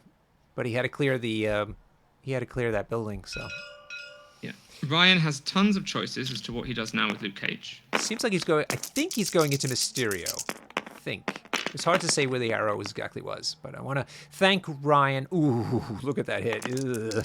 5 with 2 hits. Yeah, Luke Cage spent his power down and did Sweet Christmas, which is his range 3 attack. It's a really good attack, and he's also spent power to reduce Mysterio's defense, and then he rolled really well. So Mysterio is getting wrecked. Getting wrecked. Mysterio is on 5 out of 6 hit points and stunned. Stunned. I think he can throw him too, and then Sasha will have to decide if he wants to play brace. Yeah. He's spinning him around. That's first. the throw. Just spinning him around. I'm sure the players are amusing themselves with this. They're probably having a laugh about it. Yeah. So much damage braced. Flying around the table. Yep, and it was braced. So both Bucky and Mysterio both have saved themselves. I think that was a good play by Sasha because he knew that Luke Cage was out of range for a second attack. Yep, exactly. And now Mysterio gets an action, which is obviously important. And he's slowed now, though, as well. Slowed and stunned, Mysterio. Nothing. Mysterio cares less about than being slowed, but it's there. Luke Cage deciding if he wants to go for the middle or the back. He's gone for the middle. I think that's totally reasonable, considering that he can't score the back point because he's on his injured side, and there's 2 healthy characters contesting it. And this way, he's got more friends nearby to protect with Heroes for Hire. I want to compliment Ryan and Sasha both using the tab key to help us follow along. It's immensely helpful to make sure that we understand what's happening on the table. Really great professional work by these 2. Good job, guys.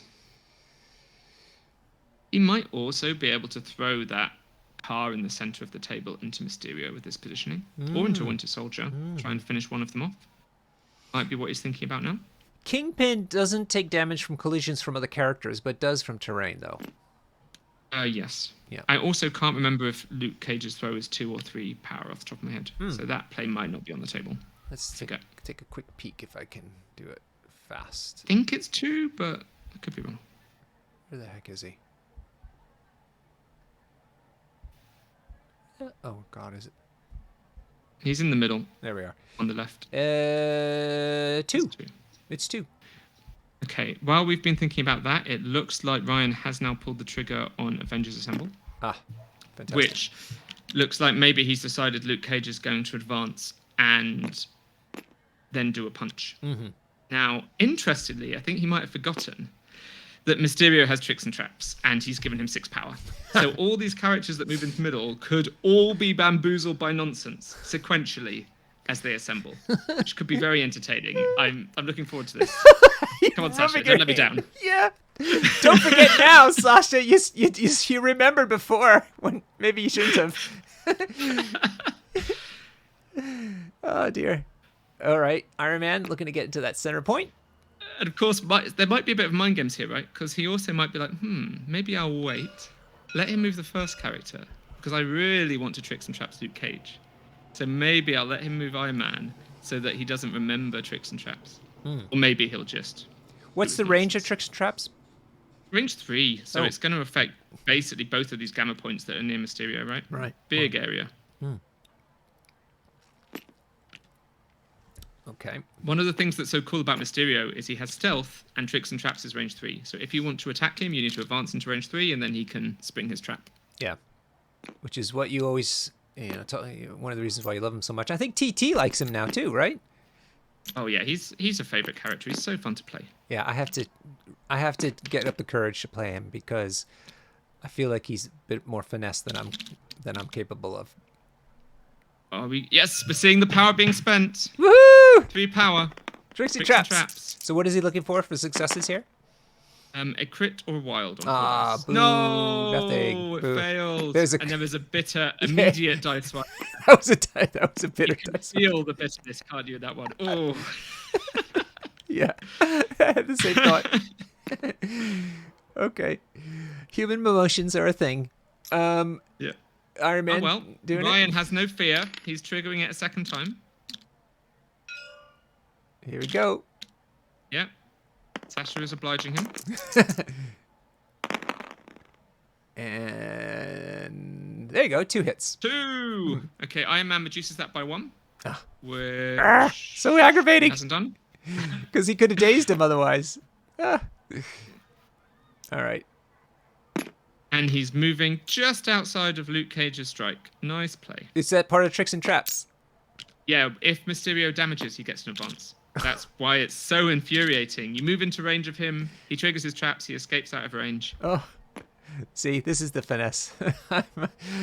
Oh, dear. All right. Ms. Marvel. The Avengers continue to assemble. Most Marvel's obviously doing it. I guess that Voodoo also used it. I'm not sure. I didn't see if his power was spent. I'm not sure. I haven't seen. He's certainly not moved, but I'm not sure if he spent the power. I think it's a good idea to move Miss Marvel here because she's so irrelevant where she currently is after the throw she suffered. Yeah. But there's no great spot for us there. I think this is as good a place as any. And looks like that's it. So he decided to keep the power on Voodoo, maybe because he wants to possess somebody. Gotcha. All right, so we're back to Luke Cage, who Now seems like can't punch anyone. except for Kingpin. Oh yeah, Kingpin's not dazed yet, is he? I'd already written him off in my head. Into Kingpin. Here we go. Power Man Punch. Power Man Punch. It should be a drink. Well, that is not a very powerful punch, is it? No. Bounces off Kingpin's flabby chest. He got flamboozled by Tricks and Traps. He's got like smoke in his eyes. He had the power to reduce Mysterio's defense as well. Oh, poor Luke Cage, poor Ryan. It looks like he might be in range of Iron Man, Mysterio. Hard to say, isn't it? I can't see if it's going red or green over him. I saw it for a second. I think he was just out of range. So maybe Mysterio's advancing and then attacking Iron Man after that movement. That's all right. Or maybe... Well, I don't know. Yeah. We'll see in a sec, won't we? Yeah. Of course, Iron Man is a good target here, except for the fact that it's going to give another leadership trigger to the Avengers. That could put Miss Marvel straight back into contesting the point, which would completely undo the work of moving Iron Man off it. Right. Good old Sam Wilson. What a leadership. He's back in it again. Wasn't season 7 the season of 4 Sam Wilson's in the top 4? It was indeed. I remember going on a podcast where we had to guiltily explain why we were all made it into the top 4 and why Sam was not at all overpowered. Yes. And here we are again with many Sam Wilsons. What's this? Is this? Is he moving him some sort of mind ability?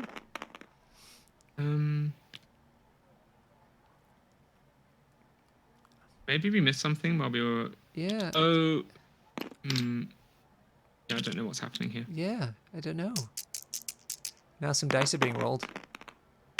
Is it Heroes for Hire? Heroes for Hire. Oh, yes. Heroes for Hire. Okay. This is the Mysterio attack into Iron Man, Heroes for Hire. Yeah. Which Hey, is I got great one on Pat. because- I figured it out before Pat. Yay me. This is a lovely play because it's going to throw Mysterio, which is going to daze him, Yeah. ruining his activation. Into Winter Soldier, which could daze him and make him drop his Boop. thing. Oh, this could be the most disastrous Heroes for Hire. I tell you what, I've had games ruined by Heroes for Hire on camera, and it does not feel good. Let me tell you. That's right. I remember that match. Oh, dear. Oh, Right. So that's Days Bucky, Days Oh, Mysterio. Boom. And a hammer on the Oh. floor. Ah. lovely Heroes for Hire by Ryan, completely shattering Sasha's hopes for a good round 2, I think.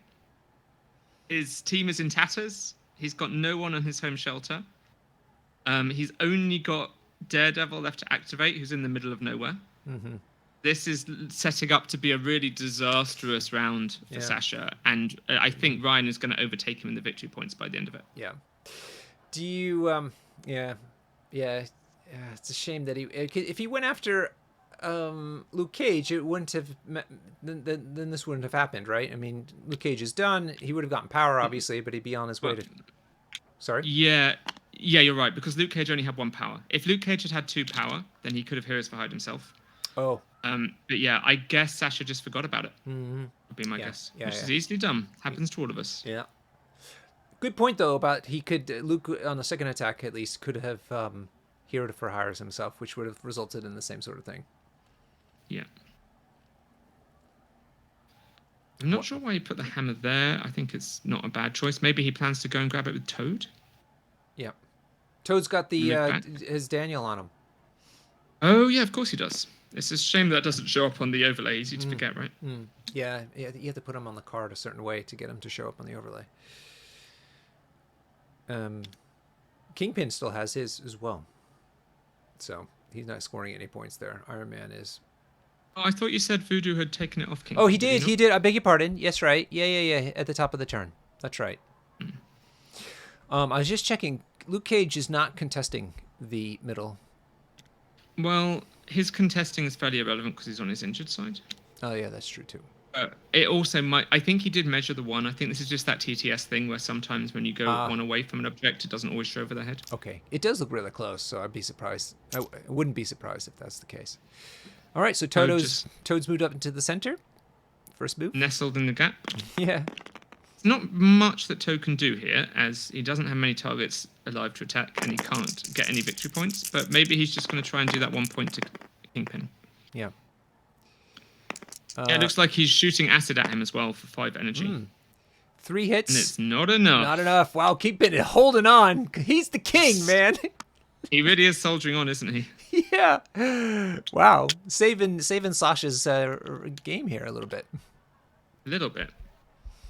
It's only Dr. Voodoo left to try and deal with him, and Dr. Voodoo would, I think, rather double move and go to the back to score 3 victory points. What is Sasha going to do with Daredevil? He could move him into the center, try and score that. He could go after the back hammer that's near Miss Marvel. He could try and retreat to his home shelter and cast Voodoo, although I don't think he's going to be in range. He's got a lot of options here. If he dazes Iron Man, then that's a leadership trigger, which I think is going to be a net negative for him. So maybe he just wants to double move onto the central gamma. Lots of options. Yeah. I'm just going to turn my light on. I'll be 1 minute.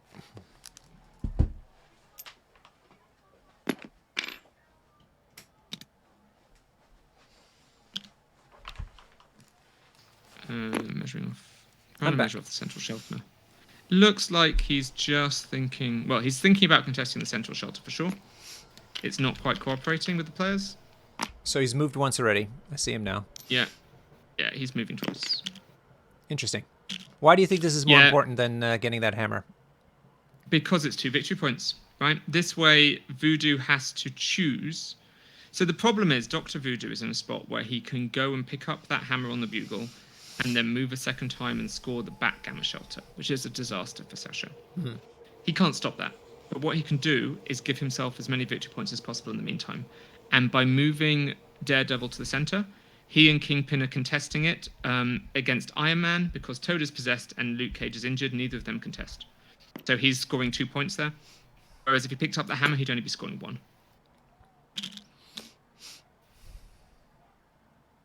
Also worth noting that at some point Ryan will have to send someone else to pick up the hammer, which will waste some of their actions too.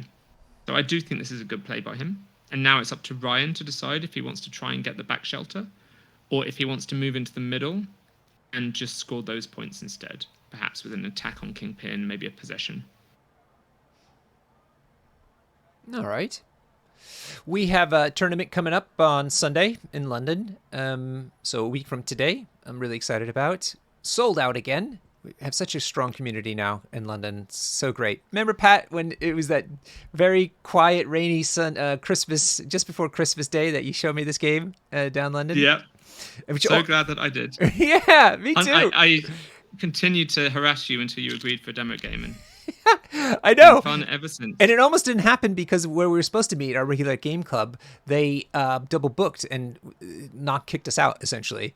But we managed to pivot into another location that was nearby. So that game almost didn't happen, which would have been sad. Yeah, we played it under the train tracks, didn't we, in Waterloo? That's right. And then it was Christmas, and then it was the pandemic, and boom. I got in there just in the nick of time. Yeah, really, really perfect. So yeah, that was a really momentous time. And here we are, and it's so wonderful to see this game matured, having the TTS leagues carry us through the pandemic, but also now continue to provide us entertainment and practice and meta building. But then conventions happening, community growing locally and regionally and across the world. It's outstanding. Yeah, it's great stuff. Really good. So Ryan I think he's torn between which option he wants here. He's got several options that are good. It's basically which of these 3 gamma shelters does he want? Because right now he's not scoring any of them. And then how much danger does he want to put Voodoo in? Does he want to get a hammer as well? And does he want to try and attack or possess anyone? There's a lot of options here with Voodoo. Because what do we have on the middle now? We've got 2 and 2 healthy. Is that correct? Right now, Sasha has 2 healthy characters contesting it, and Ryan only has 1. So right now, Sasha is winning the middle. No one has either home shelter. Who's all the characters near it have dazed? Who's? I thought Toad and Iron Man are on their healthy side. They are, but Toad's possessed. Oh, thank you. See, now I forgot. Yeah, easily done. We just saw versatile strategy being played. Boom. Oh. So interesting. Kingpin is now the leader of the criminal syndicate, which means that he's got effectively 4 characters on the middle point. Okay, now that was a risky play by Sasha because Ryan absolutely could counter that by moving Voodoo onto the middle, dazing Kingpin with an attack, generating 1 power, and possessing Daredevil. Oh, gosh, yes. But it looks like he's not going to do that. And I think the reason it was a good play by Sasha is because I think that line of play is not the best play for Ryan this turn. I think he might prefer to pick up this hammer, then fly over the bugle on his spooky cloud and land on the home shelter next to Winter Soldier and Mysterio and try and score that one for 3 points. The thing is, if he does that, then Sasha also didn't need to play his leadership card. So, I don't know. Tricky turn. It's a tricky round to unravel for both players. Now, the card had to be played still in Sasha's turn, correct? Yeah, so he'll have done it as the last thing he did in that activation. Right. So I think the pause we had was him deliberating about it, really taking his time to decide if it's what he wanted. Okay, got it. Yep, just like you predicted. Oh, but he might not be able to fit. He might be just out of range. It's a bit of a sweat. I find it's playing TTS and playing in real life are actually quite different skills in terms of this situational awareness kind of stuff. Spatial stuff? Like, yeah. Are you going to be in range? Yeah, I definitely agree. Yeah. I mean, Ryan might be kicking himself now, right? Because he chose not to move Dr. Voodoo with Avengers Assemble, and now he's just out of range. Of course, he couldn't have predicted how this turn would play out, but it's the kind of thing that nags on the back of your mind, right? Oh, what if I'd done that move instead? The way everything worked out would have been great. I'd have been a genius. So what's he going to do now? Is he going to move into the middle? Yes. No, that would be a bad play because he'll just lose it because Sasha's played versatile strategy. Mm-hmm. So I think he maybe decides to attack Kingpin and possess Daredevil. It looks like an attack. Being rolled. Yeah, dice is being rolled. That's my guess. Ooh, one hit. Kingpin rolled 2 defense because he's on fire.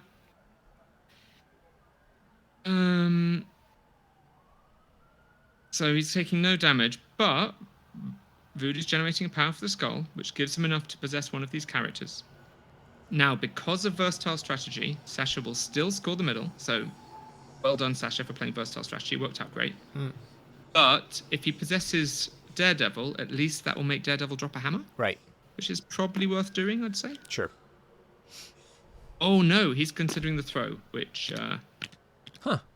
Wow. Which won't drop the hammer, but it will displace Daredevil. Interesting. These choices are, none of them are necessarily right or wrong. Just No. really interesting deciding. Like how would you decide? Because all of them are relatively viable. Yeah, it's great, right? This is a really cool matchup. 2 evenly balanced teams doing a mix of control and fighting, right? Up close, we've just had, this round has been chock-a-block with really tough decisions, right? And it's been interesting to see how the players navigate them. I will say, as you showed me MCP, I was the one who demoed MCP to Sasha. So he's nice. He's my recruit. It's a chain reaction. Well, sure. I'm really glad I did because it's been wonderful hanging out with him. He's a great guy.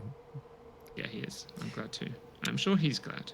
Everyone's happy to play MCP. So, doesn't look like Voodoo decided to do anything there at the end. Maybe they forgot about the skull, or maybe I miscounted the power. That's definitely possible. He's got 3 power now. Maybe I miscounted the power for picking up the hammer. That could be what's going on here. So he doesn't have enough to possess. Okay. Right, so Voodoo will take... Sasha's Voodoo will take a damage from being outside of the thing. Ms. Marvel probably did. So that was a chaotic turn, but poor Ryan, it actually worked out disastrously for Ryan. I felt like he was in the driving seat the whole round. Yes. But somehow, by the end of it, he has scored literally 0 victory points. Right? Yes. He's got no hammers? No, he got 1. Oh, he's got 1 on Voodoo. He's got 1 victory point on Voodoo. And he did limit Sasha's scoring to 2 hammers in the center, but that's still a lot, right? Yeah. So Marvel's taken a point of damage.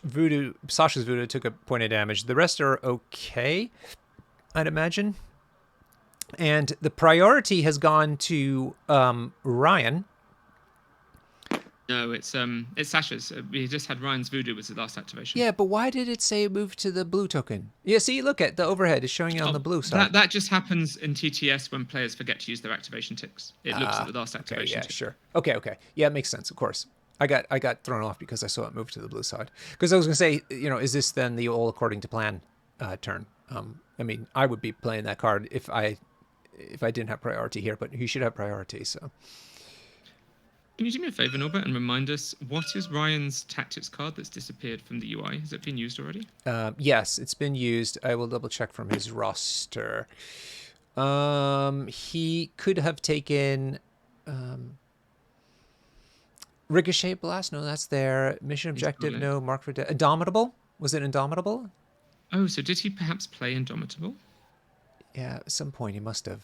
It did have Indomitable. It is Indomitable, right? Can you just zoom out and see if they flipped it over? I'm going to see if I can see it there. Okay, I think it is still waiting to be played. Okay, it's just a bit bugged. Yeah. Okay, so Indomitable's still on the table. Yep. Cool. Right. So I don't know if there's a judge there. I saw, what's his name? Wargaming Dad. I think you're in the chat. Maybe you can alert them about moving that priority token over to Sasha's side. I'm just not sure if they don't do that, if it'll screw up the mod, not because of us. I think they'll be all right, honestly. You don't think it matters? Okay. Yeah. I don't think it really stops anything. Okay. So it looks like Kingpin just threw Luke Cage into Miss Marvel. Get him out the way so he can't use Too Dangerous to Ignore. Of course, activating Kingpin's a good move because Kingpin's only got 1 hit point left and he's on fire, which is never a nice place to be. Where did he get the fire from? Toad spat at him. Oh, yeah. It's a pretty serious bit all over his All right. So it suit. looks like he's doing his spender into voodoo. Ooh. Nice. That will do a stagger. Now, there's a big problem with this order, which is normally throwing Voodoo and staggering him and then dazing Iron Man would be a great play. But if he does that, then Sam's leadership can kick in and Voodoo can move back and remove the stagger. But he's done But 4 maybe hit he'll points. have other plans. 4 points out of 6. Oh, yeah. Okay, so he doesn't care about the stagger. He's going for dual murder here, right? He's throwing Voodoo into these characters. Yeah. It looks like he might be setting up. Are we going to see a cane laser? It could be a cane laser if this collision doesn't kill Iron Man. Oh, gosh.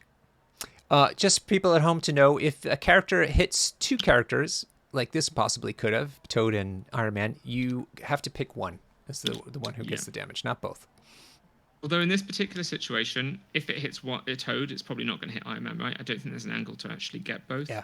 I think Iron Man might actually be safe because I think Voodoo's base is either going to hit Toad or the car before him. Although it's very hard to tell, and that's probably what Sasha's thinking about now.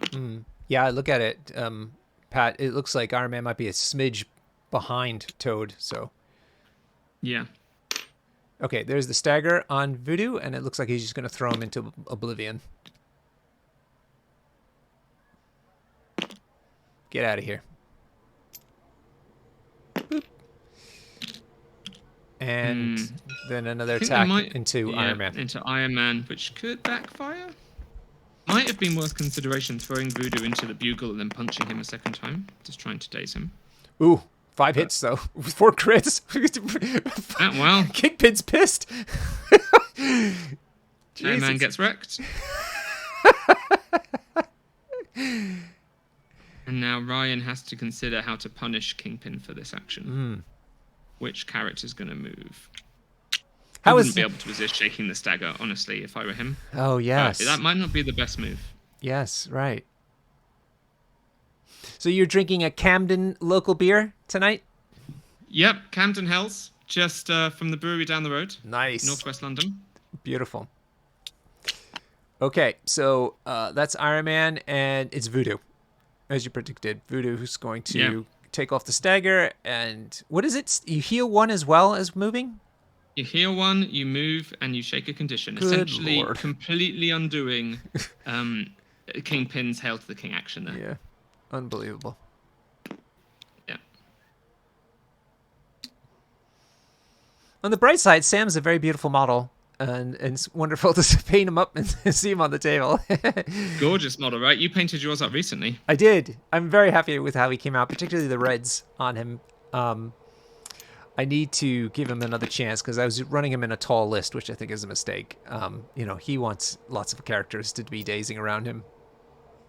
Yeah, I think you can actually just sort of play him anywhere because the advantage of playing it with fewer characters is those characters are better and therefore theoretically get more benefit from Sam's leadership when it does trigger. But, yeah, I mean, either way is great. Sam's awesome. Okay, so Voodoo's back on the point. Sasha. Yeah. Kingpin activated and achieved not that much. Although denying Iron Man's activation is definitely not nothing. Right, that's still very helpful. Yeah, because Iron Man can push people off points. Yep. And also stops Ricochet Blast and Helios Laser being used this round. Ah, yes. Very good point. Sasha only has Kingpin, Daredevil, and Voodoo as healthy characters at the moment.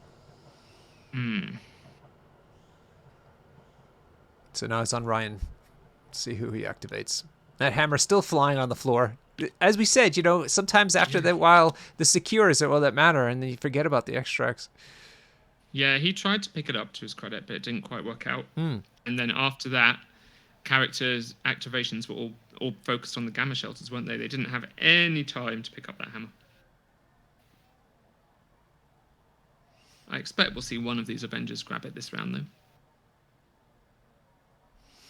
Rambo Squirrel's mentioning about all according to plan coming up next turn, possibly. Next round. Yeah.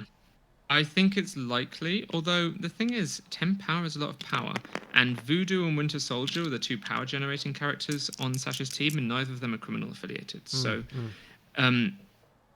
it may be that he doesn't have a good opportunity to play the card Yeah, in this I game. don't see The him way it's getting enough working out. power. He's only got, if he used everything that he has now, he's got 1, 2, 3, 4. So he's got to make 6 Yeah. power up somehow on just those 3 Yeah. characters. I mean, it can definitely happen, right, between damage and attacks, but like we said, it's not guaranteed by any means. So Ryan thinking hard about his options. I'm not sure what he's picked, but I hear dice being rolled. Yep, me neither. 3 hits, including a wild.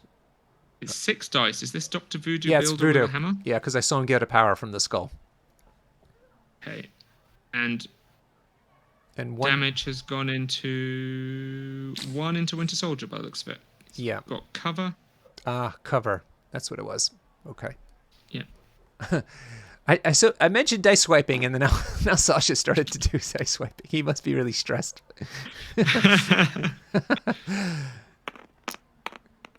Yeah. He's probably a little bit annoyed at himself for forgetting Yeah. Sam's leadership again. Well, but when you play these top level lists, there's so many nuances to them, and they punish you for making forgetting any of aspect of it. It's hard. It's easy to sit and watch, right? But it's another thing to play the game, and thinking about all the lines that you're trying to make and also trying to think about everything your opponent can do is very difficult, and you're going to forget some things. So that's Voodoo throwing Daredevil into Bucky, who did not save terribly well. So Bucky is now only on 4 out of. So he's only on 2 hit points left. Daredevil. On death's door. If Voodoo can finish off Bucky now, that would be a big deal. Denying his activation when he'd otherwise have so much power. Ryan's rolled. But the attack's not great. 2 hits. hits. The defense is even worse. Yeah, 3 hits. Oh, he's going to do it. With that crit. Boom. Yeah, Out. Winter Soldier's KO'd, and that's a big swing for Ryan. That's what he needed to get back ahead in this game. Yeah. And Daredevil now is not near, within 2 to attack back very easily. Yeah, nice activation from Voodoo. Yep. Problem, of course, is Voodoo's on half health, and his hammer could quickly fall to the floor. Yeah, that dodge, missing that dodge from Bucky was a problem. Oh, and now Brother Daniel's going down on Daredevil, I'd imagine. Yeah. Yeah. Grab that hammer. Hoover it up. Why not? So Sasha's got some interesting options here.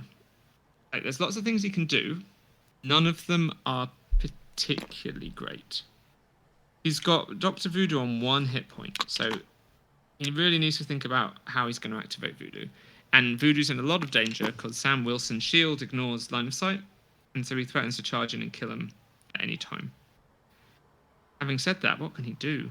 Does he have Voodoo possess someone and run away? Or does he have Voodoo try and stick in the fight? Or does he leave Voodoo behind the bugle and hope to be able to defer the decision till later?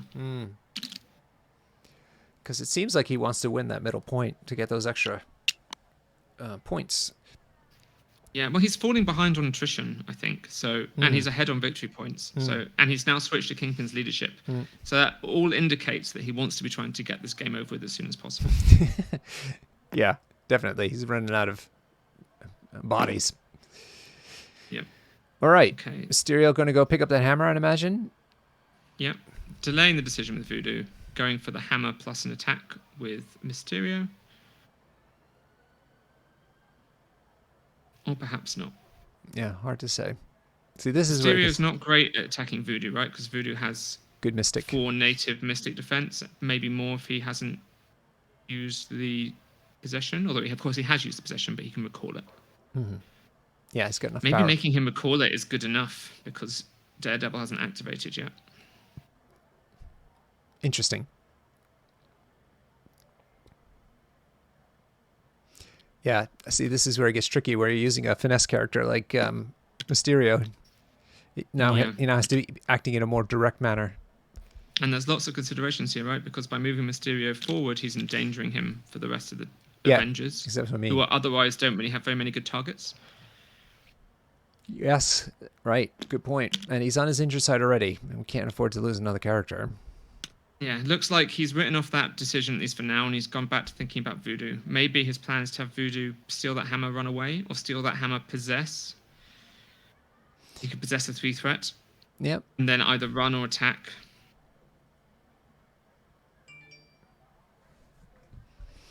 I wouldn't really want to have Voodoo ending in the middle there with 2 hammers and 1 hit point. That seems like an easy way to give Ryan those 2 hammers.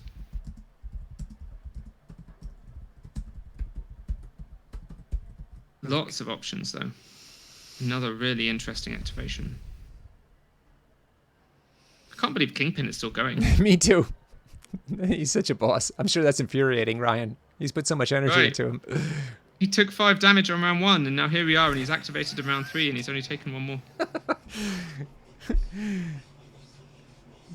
That was like when I played you. I played Ghost Rider into your Malekith and did the penance stare.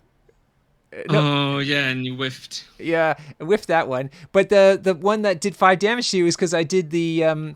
I don't know the ability, but the one you rolled 5 crits, which of course wiped. Like his judgment, yeah, you punished me for my 5 crits, and that was no skulls count as crits. That was just natural 5 crits.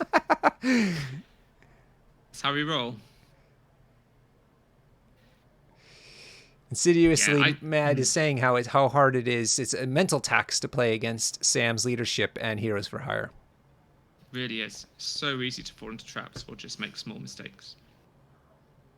Yes, I just got a note from the players. They are checking the rules on Voodoo versus Voodoo possession. So we talked about this, and it's clear to me, but that's because we've been talking about it in our community a bit, so we know what it is. But I can totally understand how people don't understand it.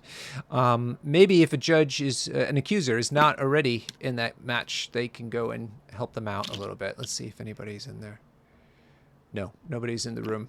So maybe an accuser can hop in there. Well, if no one is available, if I have to, I can go and tell them because I'm an accuser, but let's wait and see. Yeah, let's see.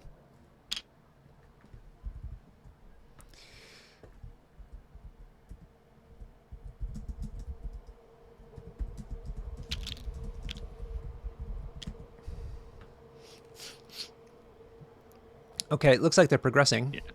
Yeah, they've got Darren, the Wargaming Dad, is there helping them. Has he gone in? Okay, brilliant. Good job. Got it settled, it said. Fantastic.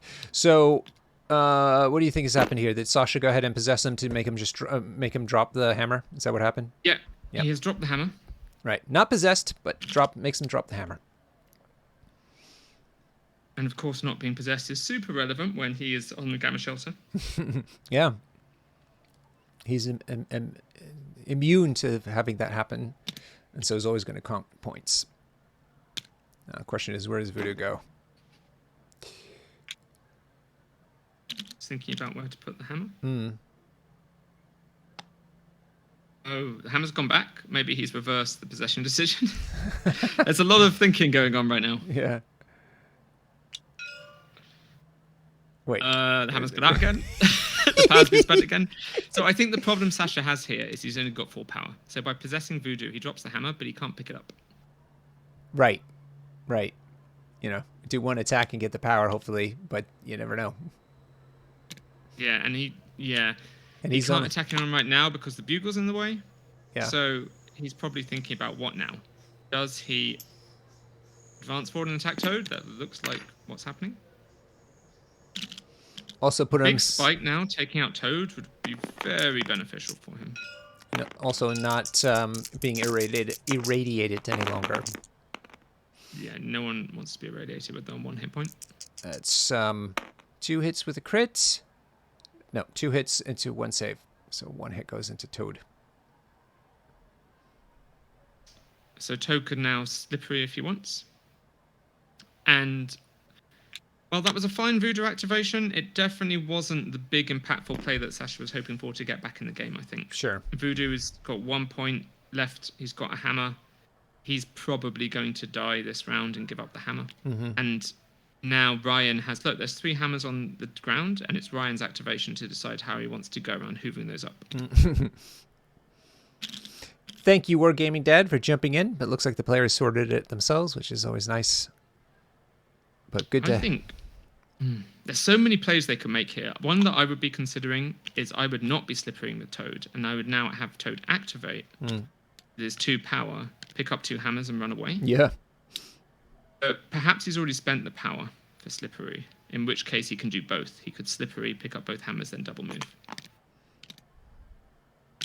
And then run away to Africa. Yeah, just go sit next to Sam. A little high five. Oh, Rambo Squirrel. The ruling is as follows: if you are voodoo and putting it on another voodoo, you can force the other voodoo to drop the extract that they're holding, but the Daniel token does not stay on them. It comes back to you. So you can drop an extract, but you can't prevent them from picking it up or not, turning off their ability to secure. It's an unusual rules interaction based on how that very long block of text is worded. Yeah. So Toad is advanced. You're going to see a little sneaky Toad assassination on Dr. Voodoo. Yeah. Bear in mind, Voodoo has possessed. Oh no, he hasn't possessed Voodoo. No, because he has a token. He does still. have his full defense, of course. Yeah. Only 1 hit point. Well, Kingpin's anything to say, go on, and it's fine. Absolutely fine. Yeah, that's all you need. You just need one. So that was just the slippery mode by Toad, and it looks like he's not activating Toad yet. Oh, I see. Okay, got it. Maybe Luke Cage is going to advance, pick up a hammer, advance, pick up another hammer, scoop him up. People asking about the time. Let's turn on the timers. They're kind of bugged, unfortunately. That's weird. Yeah, this happens in the overhead display, so I'd have to, once we have a break, I will go over to the clocks and take a look. Yeah, we can go have a look. Right. Luke Cage has advanced. He's picked up the first hammer that was near him, and now he's climbing onto the bugle. He's going to pick up the second.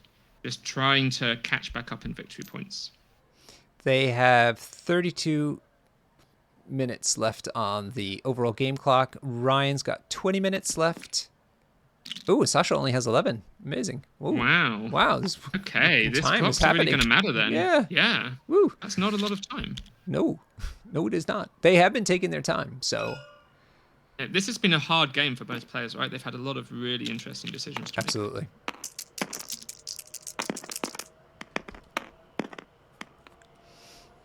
Not a great hit.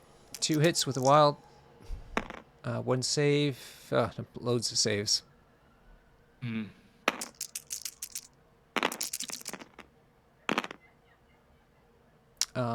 Not a good hit. 2 hits, 1 save. And who was that? Kingpin? Was it Kingpin who activated just now? I'm a bit confused by this dice rolling. Luke Cage double moved. Yeah, and then I think Sasha was doing some attacks.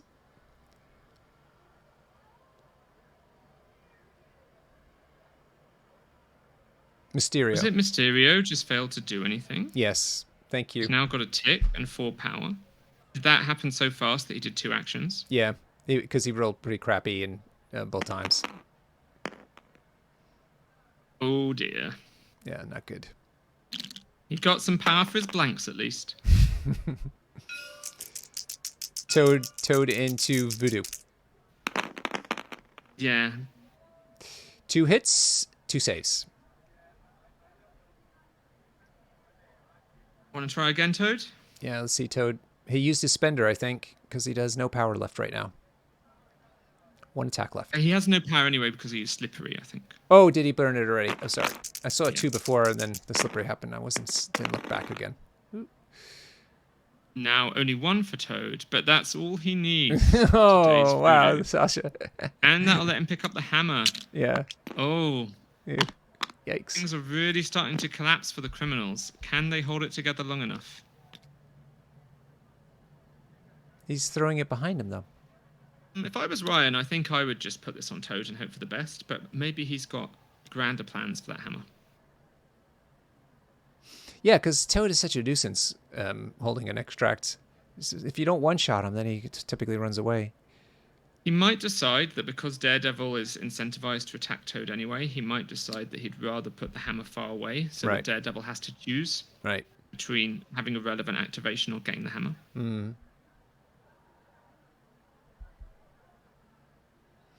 Yeah, because, yeah. This is a tough situation for Sasha because he's only got 1 activation left, right? And Ryan has 2 more after this. Yeah. So he's got a lot of good plays he can make. Sasha needs to decide if he wants to pass, react with Daredevil, or just go chasing after this hammer. As it stands, though, I mean, he's still scoring a lot of points. Kingpin is currently scoring the middle on his 1 hit point because of his leadership. Right. And he's scoring the back. Yeah. And he's got a hammer that he can take.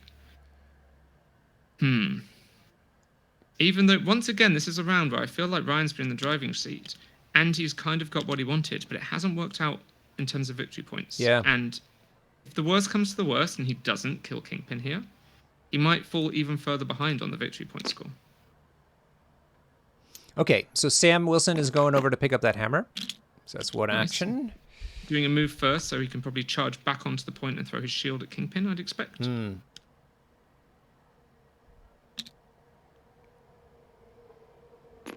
And there's the charge movement. Definitely, he's got enough movement for that. Yep.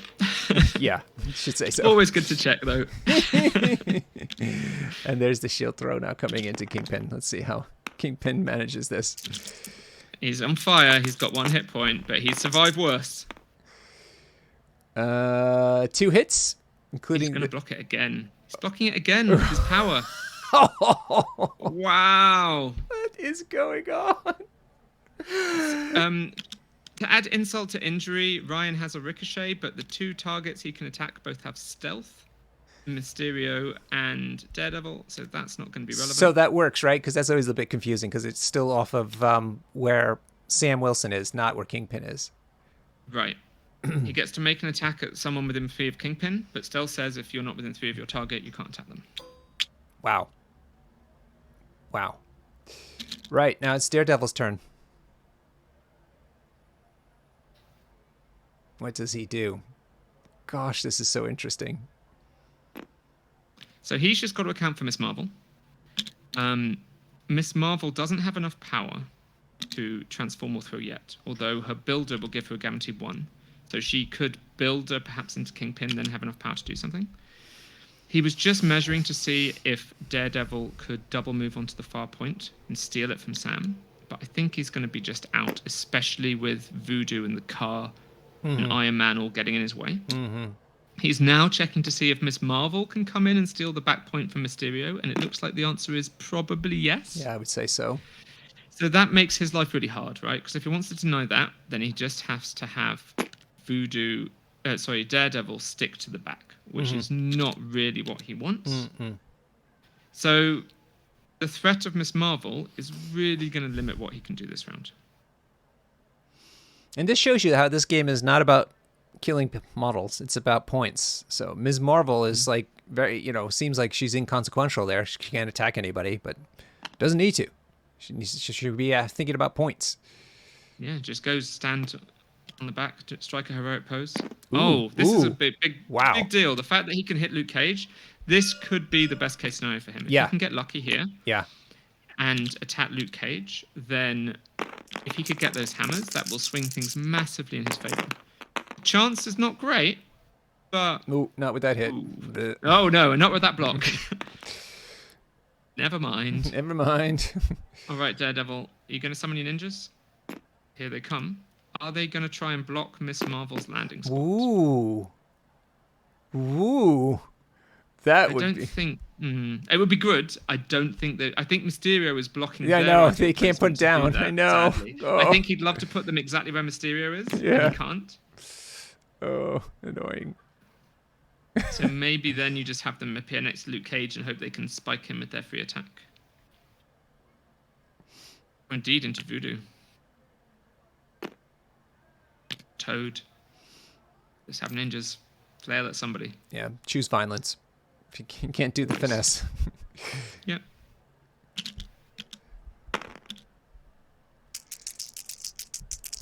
Okay, here come the ninjas into somebody. Presumably Luke Cage, but actually they've got a few options.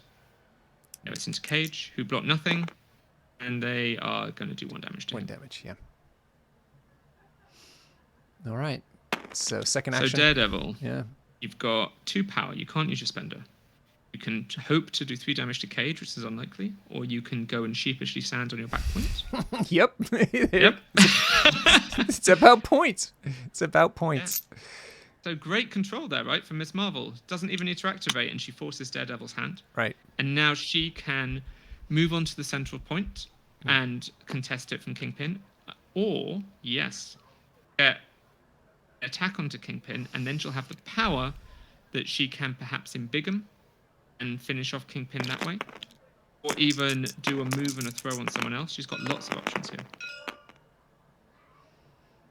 Oh, 3 blanks. I think his luck might have run out. Is he finally going to... Yeah. Yeah, Kingpin finally bites the dust. Long overdue. Yeah. Yeah. His luck was phenomenal. All right. So she then... What is she going to do now? She's thinking about... Well, Ryan is thinking about advancing, and he's either thinking about staying outside of range 3 of Mysterio to avoid tricks and traps, or moving inside of range 3 of Mysterio to throw him, as he now has 3 power to throw. So she'll need to survive that. She's got 3 hit points left, so that's not terribly likely for him to... Probably won't die to tricks and traps. Yeah, but you've seen Probably. it. You've seen it happen. You've seen it happen. Yeah.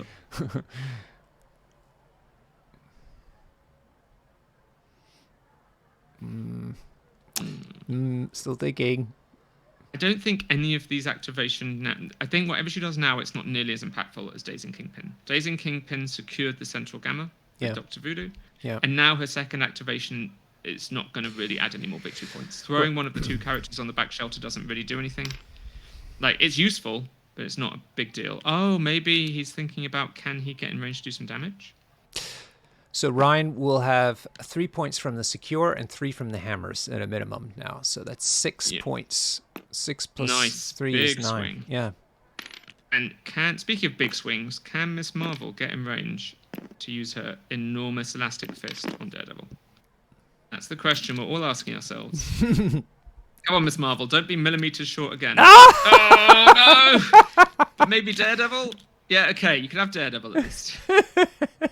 Better than nothing. Yeah. something out of it. But at least this means that Mysterio can't use tricks and traps on her. 2 hits with a crit. Out. No saves. Oh, wait, do the blanks count? No, within 2 they don't. Ooh.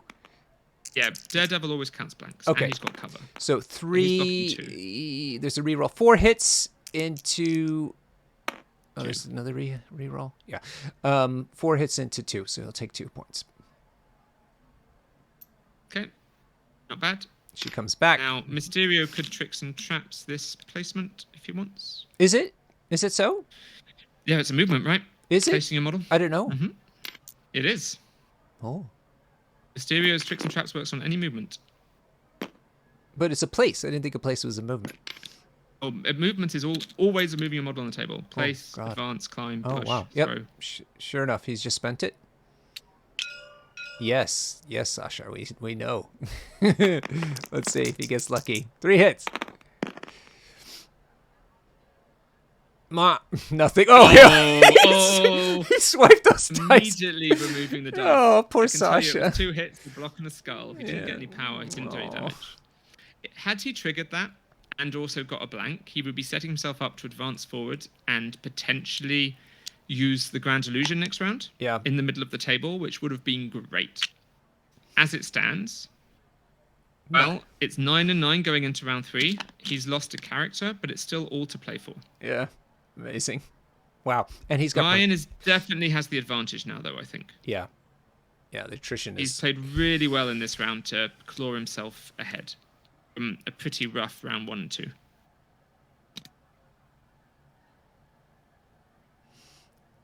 So, the ninjas take a damage from being irradiated, but that's fine. They've got 2. I don't think... Is that the case for the shield agents? Are they 2 or 1 hit point? They're 2 as well, yeah. They can always take a mild amount of radiation before falling over. Just don't stand in it too long. Right. And so I think if I was Sasha, I'd be planning to kill Luke Cage and get 2 hammers. I wouldn't be able to resist. Yeah. Doesn't mean it's the right play, but removing a character and getting 2 hammers seems like a fine option. Yeah. He's going after Toad. Okay. It looks like Voodoo going after Toad. Might be a possession. No, No, just the wrong that's being dice. rolled. Wrong dice. What? Two Maybe he hits just with a wants to crit. generate some power and then possess Luke Cage. 3 hits, so 2 go through, leaving him on 2 hit points. Toad He might run away. might run away. So Voodoo now has exactly enough power to possess Luke Cage and pick up both hammers. If that's something he wants to do. Looks like Toad is going to bugger off. Ooh, will he be in range for tricks and traps? Oh no, Mysterio doesn't have the power. What is it, 3? 3 power? Yeah.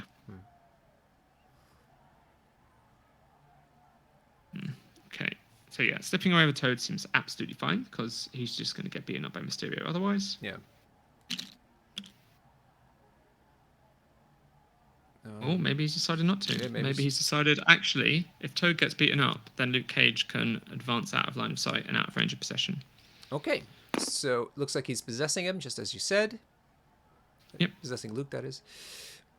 Both little hammers are going to come over here. So if I was Sasha now, I'd obviously pick up the hammers with Voodoo. I don't think he's far enough ahead in victory points that Voodoo can run away. I think he then just tries to either daze Toad or KO Luke Cage, presumably, with the extra dice. That seems to be the only options he's got left, with no power and only one action. Let's see. Who's the choice? Harder to do Looks on like Luke Cage. Yeah, it looks like Luke Cage, though. 2 hit points left on Luke Cage. Yeah, and of course, using the possession first so he can get the 2 extra dice for the hammers increases his chance of killing him. So it costs him more power, but makes it more likely. Yes, good point about the hammers. Oof. Ooh, very good roll from Voodoo. 5 hits, including 3 crits. That'll do. Yeah, I think that's it. And get a big swing. Very nice 4 power 8 from his saps plus damage. Oh, the saps as well. Ooh. Right. Okay. He actually has enough power that now he could possess Toad if he wanted. Is that important? Throw Toad? Well, is it? I don't know. It might be. If he wants to do it, now's the time, right? He might also decide just to throw Toad. Or he could even throw the bugle at Toad. Oh, he can... on his backside, he can do terrain too, right? Yeah. He can do terrain, size 3 terrain, as long as he's got Brother Daniel. But right now we're waiting because we have Sam Wilson's leadership trigger. Oh, right, of course. And it looks like the Avengers Voodoo is coming for some revenge.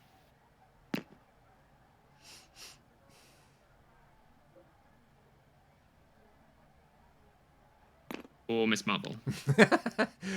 It's hard. Someone is doing something. It's hard to think. These guys can't have much time left on their clocks. I was thinking the same thing. Should we take a look? Yeah, let's have a little peek. 4 minutes to 13. But the overall... 4 minutes? All right, Sasha, you need to play fast. Oof, this reminds me of War Machine days, doesn't it? Oh dear, yeah. I'm having some of those frantic games where you try and do a whole War Machine turn in like 2 minutes. Exactly. You got to do all the thinking on your opponent's turn and just roll dice on yours. Yeah. Okay, so Cage has been removed, which of course happens before the leadership trigger. So now Voodoo has somewhere where he can stand on top of the bugle.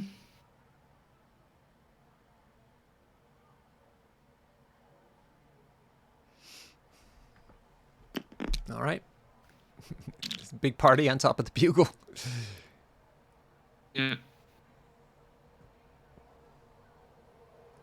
Maybe they'll do ice hockey or field hockey on it, like they did in what the hell's the name of that film? Oh my god! Sasha is having a minor malfunction there. He is possessing or doing something. Clerks, like in Clerks. That's what I'm thinking of when they started playing field hockey on the roof of the shop, convenience shop. Oh, so Sasha just used Kingpin's leadership to move a hammer from Voodoo to Mysterio, and then he possessed Toad. Okay. Remaining 2 power. Jeez, that's a lot. Getting full value from that 4 power. Yeah. Wow. Remind us, is the affiliation ability to move extracts around, it doesn't cost you, or does it? Costs 2 power. 2 power. Mm-hmm. Nice. So that means Mysterio has 1, Voodoo has 1.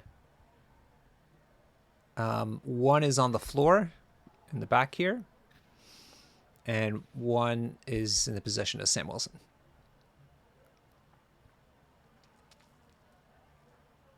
On to Ryan. Yeah. So Ryan has 5 characters to activate now. Lots of choices. Daredevil is nearly dazed. He could be a high priority, but he's not holding any extracts. Kingpin is looking pretty vulnerable, surrounded by Avengers, but he does have 7 hit points, and we know how hard it is to hurt Kingpin. Helios. Red Ring 5. Is it time for a Helios laser on Voodoo? Rambo Squirrel called it. Is that Gil? Rambo Squirrel? I can't remember. Love it. Maybe that's why Sasha moved the tokens around, so that he wouldn't lose both. So I don't Chris. love attacking Voodoo specifically because he's already activated, but Ryan has no choice in some ways because the other 2 characters are stealth, and he could advance and do it, but maybe he personally prefers to go for Voodoo. Certainly not bad to get Voodoo off the table. Mm-hmm. Also worth noting that he doesn't have so much power that he can guarantee to kill anyone, right? Like, if he spends all his power into Kingpin might still live. Yeah, and the other character's just out range.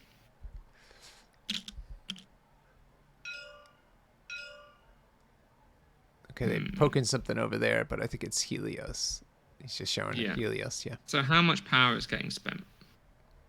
Quite a bit on the table. There's up to 20 available on the table, -1 for a hammer on Sam, so up to 19 on the table. Huh. Loads. Yeah.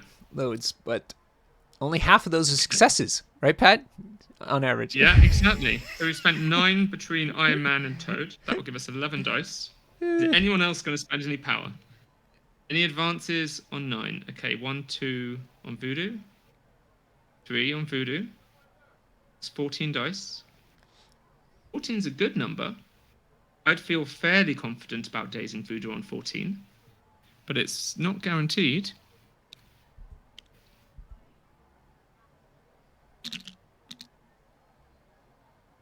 Yep, he spent it on the Voodoo as well. Yeah. Oh, okay, so he spent a bit more. I've lost count now of power. We'll find out see when soon the enough. dice are rolled. Yeah, It's more than 14. it's 2 dice base and then whatever power. So let's count up -2 on whatever dice you see now. I think he spent 14 power, so it's going to be 16 dice. So he had 20 on his characters before, and now he's got 6. I still hear dice being rolled. Sasha rolled 1 save. It takes a while to roll so many dice. Hey! 4 crits There though. we go. Oh god. About half, but there are some crits. Oh! Only Gosh. 7. Oh man. But Sasha's only got 1, so Yeah. he's done exactly enough to Ugh. KO Dr. Voodoo. Boom. Whew. By the skin of his teeth.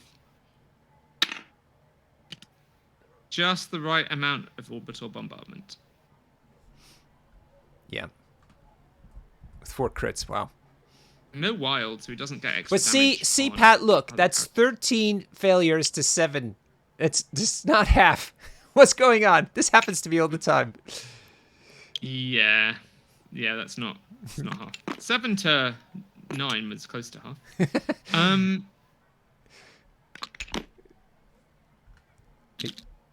Obviously, about half the time you roll below average. Worth noting that not getting the wild here is actually a pretty big deal, because the extra point of damage to Daredevil would have been great, and it also would have removed the ninjas. Yeah, right. Tony stank. Chris throwing the the dad jokes around. Oh dear. But now it looks like Iron Man's going to remove the ninjas the old-fashioned way, with the blast of energy. Pew pew. Yep, Yep. they're gone. They only have 1 hit point left because they got irradiated. Why is that important though? To get rid of the ninjas. Just so they can't activate before Daredevil, right? And get 2 attack actions. Yeah. Okay. Like, in this situation they're currently in, they could have advanced, picked up a hammer, advanced, picked up another hammer, gone to stand on the board edge. Mm-hmm. Mm-hmm. They could have done all kinds of interesting things. Yes. Right. Can they hold more than 1 hammer? I believe so. I Yeah. can't think of a reason why not. Because they do that for free. So, okay, Mysterio into Toad. Yeah. See the mighty mites fighting each other. Ryan is in a great spot now, having taken out Voodoo. I think he's going to get further and further ahead, and I feel like Sasha is frantically trying to bail out water on a sinking ship, especially considering how little time he has left. Yeah. He did manage to daze Toad. One activation. Good. Yep. Good. Now what? Does he go for a hammer? Does he try and bamboozle Miss Marvel, Dr. Voodoo? Toad was kind of the obvious low-hanging fruit, but now his options are a bit less exciting. Yeah. Ms. Marvel, probably. Oh, the darn Sam thing. Good God. Healing, moving, removing conditions. What's not to like? Or is it Sam getting it to the action?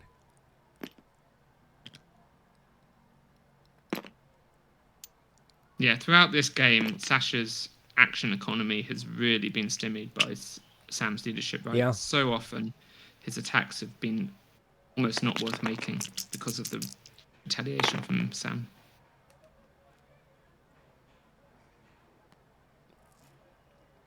I think that was a Tricks and Traps on Marvel. Could have been. It was removed very quickly, so I expect if it was, it didn't roll well. Yeah, I don't see any damage on her. In fact, she's down to 1 because of the healing from the leadership ability. Right. I think that's Mysterio into Voodoo. Yeah.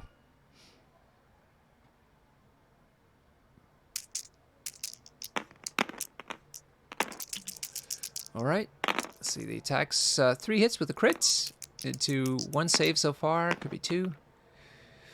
No. So that's 4 hits into 1 save. 3 damage going through. Might be some cover there, making it a bit less. Oh, okay.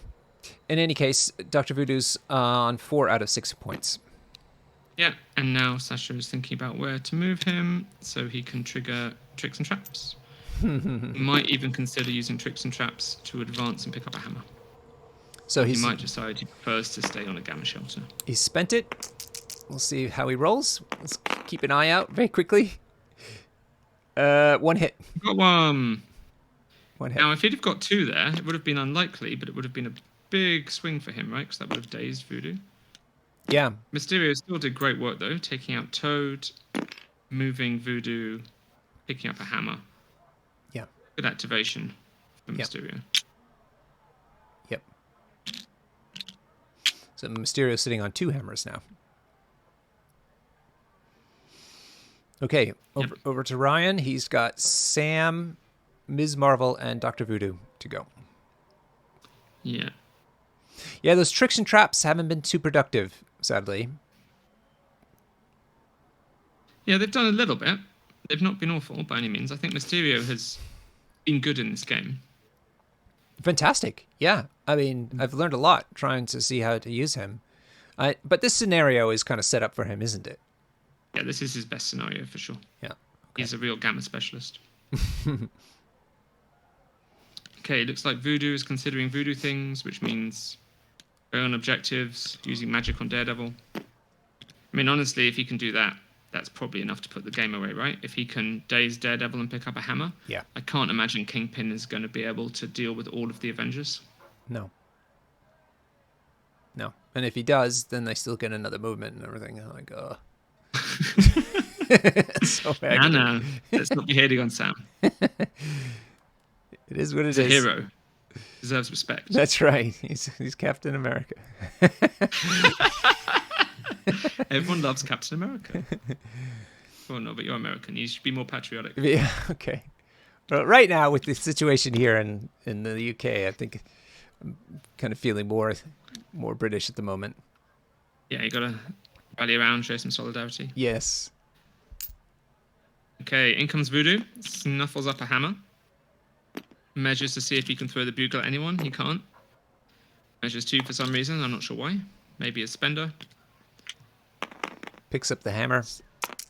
Yep. And attacks. Settles for the builder with a hammer into Daredevil. Daredevil, of course, doesn't count blanks on that side. He's only got 2 hit points left. 3.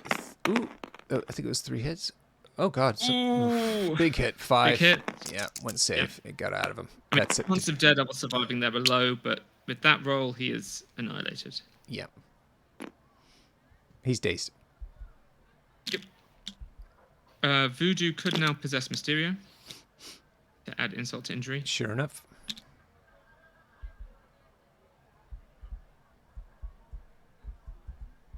Looking at the time, we got 4 minutes 44 to 48 seconds. I haven't seen a game come this close to time before. Me neither. It's exciting Me stuff. neither.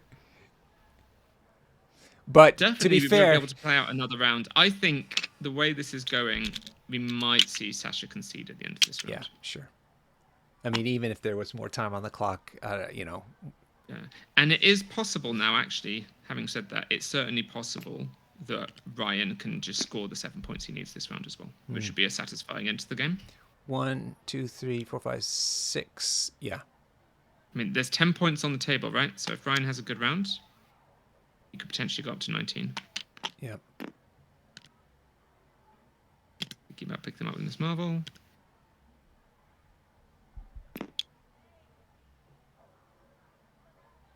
This is odd. Why not just put them both there for Marvel to pick up later? Why spread them out?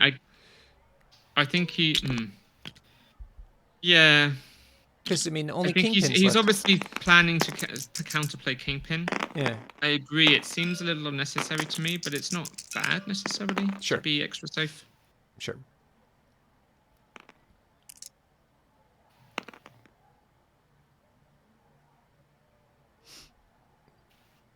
Kingpin is doing something to someone. Yeah, I'm not sure. Maybe he was. 5 dice were rolled, so I guess it was his strike into 3, perhaps into Miss Marvel. Yeah, she took 1 damage. To generate some power.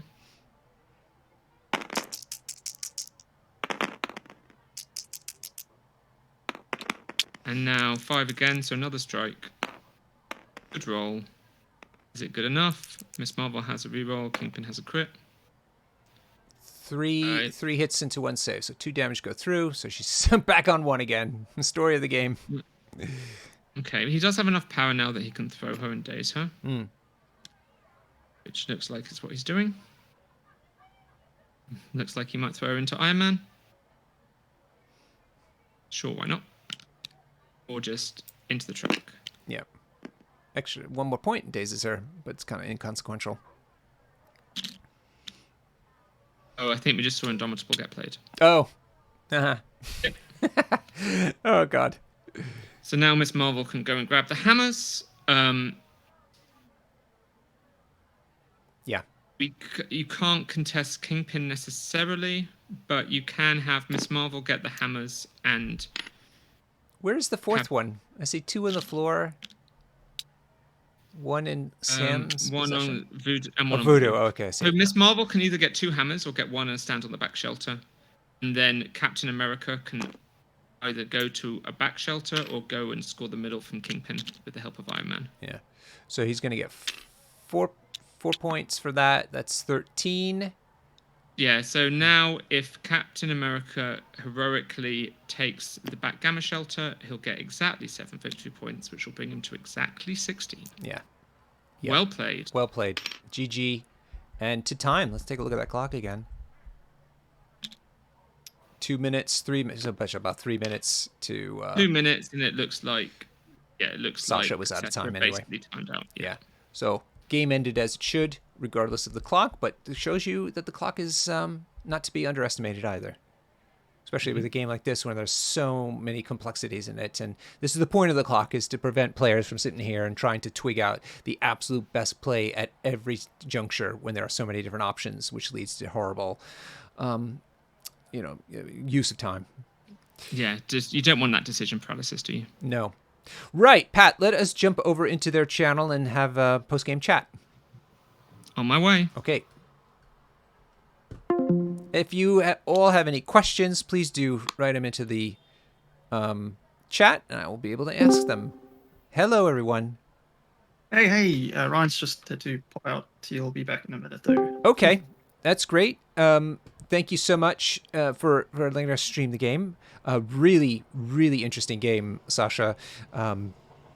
We'll wait to ask some of the questions, I think, when we're going there. But maybe one thing we can ask you straight away is about the clock management. How did you feel about that? Because this is one of the few games that I've seen actually where the clock started to matter.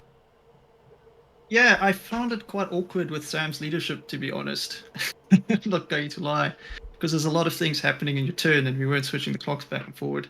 So Oh, I only started doing it towards the end. So there's a little bit of a criticism on the whole clock system, depending on what you're playing against. yeah. But Was yeah, that because you just both of you are not used to it? In other words, in War Machine, for instance, I was very comfortable in when somebody had to do something out of activation, from my turn, just swapping the clock over, and that was acceptable practice. Was it just something that you guys forgot to do, or just didn't think it was important, and then it became important towards the end? yeah. I mean, you can ask Dave when he was being accused for one of our games. He constantly remind me to switch my clock back and forth because Yeah, we're not very used to it. So on yeah. top of that, I wasn't actually sure whether you need to be as strict, in terms of switching back when people have triggers in your turn. But does become quite onerous when there's a lot of them. You know what I mean? Hmm. Because I think the ruling is you don't do that normally, right? If I was going to do a tricks and traps, you wouldn't normally switch the clock over.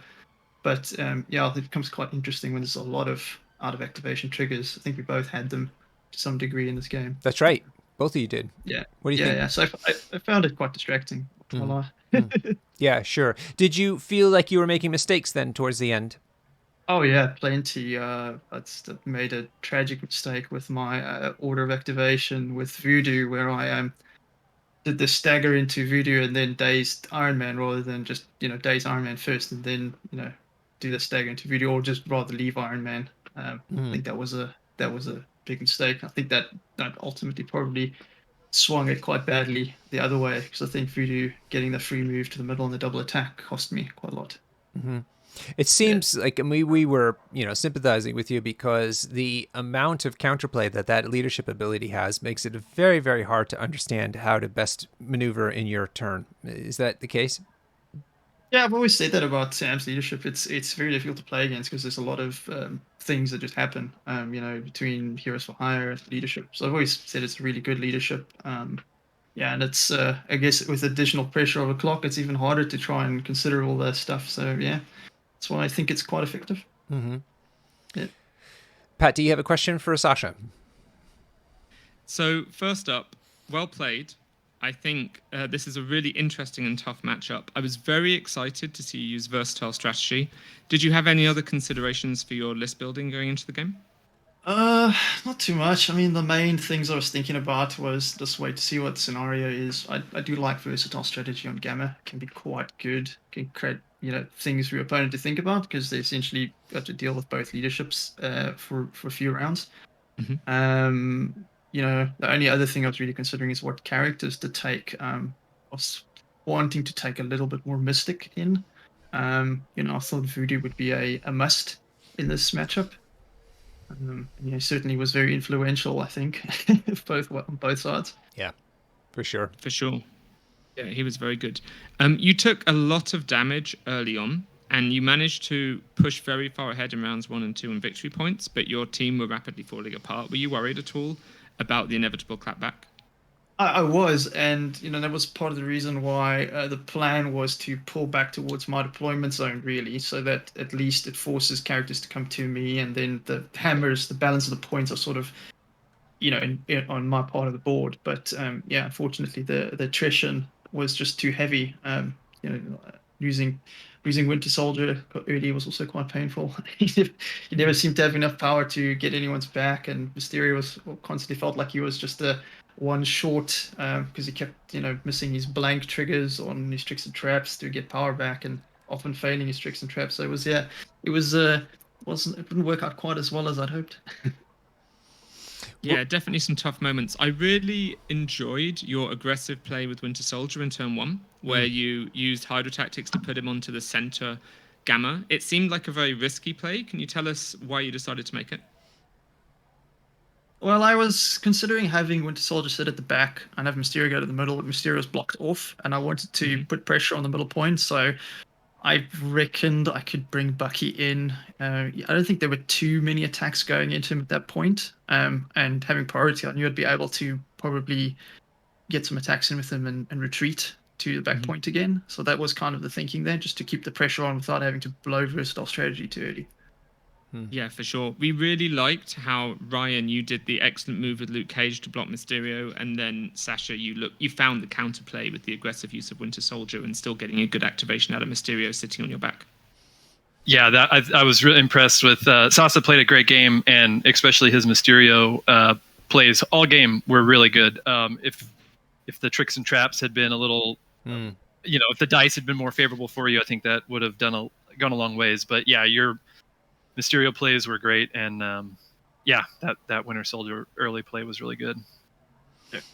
Thank you.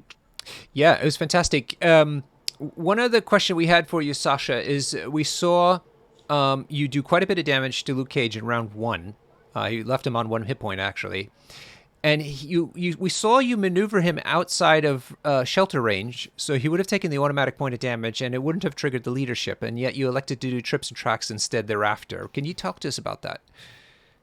It was a little bit of a mistake. Again, it was the kind of thing like letting him take the gamma damage would have prevented the leadership from triggering, which would have all been good things for me. I was kind of in my mind thinking, oh, if I tricks and traps, I can move Mysterio up a bit. But then I kind of just changed my mind afterwards and said, that's actually not really a good use of a movement. And then I just ended up repositioning him slightly more forward. So hopefully he can hit more things on the middle point. But it was an error, I think, on my part. Yeah, that, and I think later on, what was the other thing? Oh, the at the end there, the throw from Kingpin. I forgot about Indomitable. So, yeah. So yeah. Yeah. And also, Heroes for Hire was a clutch move by Ryan at one point. Was that something that you had also kind of slipped your mind? Because you could have chosen a different target potentially. Yes, that was a pretty big mistake because I'd just done the brace to keep Bucky up and then completely kind of just blanked on the Heroes for Hire.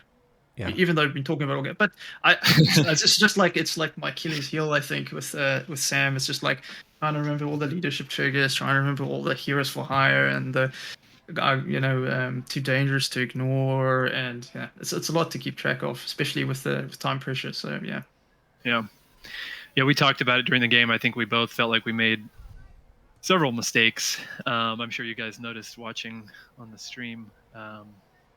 So halfway through the game, it kind of became a matter of who could recover from their mistakes.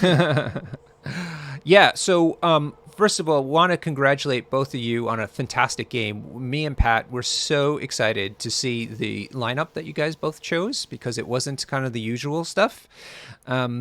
And if there's no Malekith, for instance, that that was obviously that was interesting. But the choices of characters that Sasha made were really solid, but ones that I'm familiar with, having played Shadowland Daredevil as well. Fantastic, Ryan. I think that the community would want to know what made you choose not to go with Hulk, which is kind of one of the standard choices when you see a Gamma Shelter. Sure. Yeah. And to be honest, it's mostly being afraid of his Shadowland Daredevil leadership. Looking at Sasha's roster here, he's not playing the typical sort of Kingpin meatbag characters, right? The beefy guys that sit on a point. He's playing very offensive focused characters. Honestly, I think if I bring Hulk here and have to plop him down in the middle, he probably dies against your Winter Soldiers, and I thought Hood might be a possibility for him here. Voodoo, yeah. So Hulk is very good. I do feel like going into these kind of attrition teams, if I'm going to play Sam leadership, I like going wider because I think I get more use, more benefit, and more options out of the leadership. So and of course Hulk is Hulk, but then if Sasha's playing Kingpin leadership, he's counting double, and my Hulk is good, but he's still only counting for one. Okay. That begs the question then why didn't you go with the Steve leadership? Again, it comes back to the attrition factor. Looking at his list, I know he's got versatile strategy. knowing that it's possible he could go Kingpin leadership, but also knowing that, like I said, he's not bringing the meatbag characters that Kingpin likes. So even if he plays Kingpin, he's still got attrition characters in here, right? Mhm. Some of them have got some control options. Looking at it, I just think I get more use out of the Sam leadership in this matchup. Steve is great. I think Steve is great, especially with Hulk. Hulk likes that discount a lot, Right. but Right. again, yeah, I feel more comfortable wide with the sort of anti-attrition leadership benefit there. So tell us then, I mean, we were super stoked to see Sasha taking Mysterio, because we don't see him out in the top levels very much. And it was fantastic seeing him masterfully play that character. You know, restriction traps let him down a little bit, but that's, you know, that's dice be dice. On the other hand, we were super stoked to see Ms. Marvel in your roster and decide to bring it onto the table. Can you tell us about that pick in terms of the roster build, but also why you chose her this time around? Yeah, I'm a big fan of Miss Marvel. I've played her quite a bit through this season, and the more I play her, the more I like her. I will say this was I'm not particularly proud of my Miss Marvel showing here. I think I made a couple mistakes with her. She did what I needed her to do. She came through at the end for sure, but not my finest display with Miss Marvel.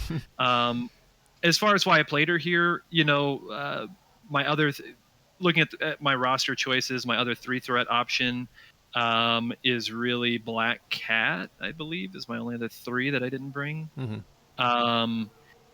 And yeah, I like Miss Marvel. I wouldn't say she's always great in this particular setup on gamma shelters and stuff. I like the ability to push towards me when she's small to help get people off the points. And then when she flips and goes in biggin, she can really put out some damage. And, you know, having that interact at range 2, you probably saw, I think in round 2, I was trying to line that up and I was just off by a little bit for her to grab a hammer in the back. So yeah, end of the day, Miss Marvel's kind of my fun pick in the roster. And I enjoy playing her. I think she's kind of underrated. And I think, like I said, not the finest showing for her here, but I think you showed her potential. I mean, it didn't work out, but I mean, everybody could see just how versatile all of the different things she could possibly be doing here. Pat was absolutely. She's go ahead. No, I was just saying Pat was able to really enunciate like she could do this, or this. It was like so many choices. Like, in fact, this whole game we were just bewildered by the number of choices the two of you had to yourselves, and therefore how to make the right choice was seemingly difficult.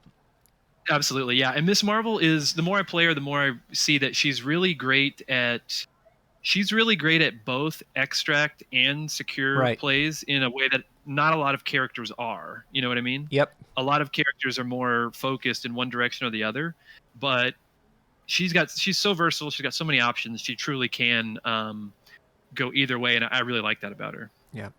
Cool. I'm going to ask one more question. I'll turn it over to Pat. We asked this while you were away from the mic to Sasha. So we're very interested to see how time was becoming a factor here. Can you tell us a little bit about how you felt about that and how much pressure it put on you in terms of making your decisions?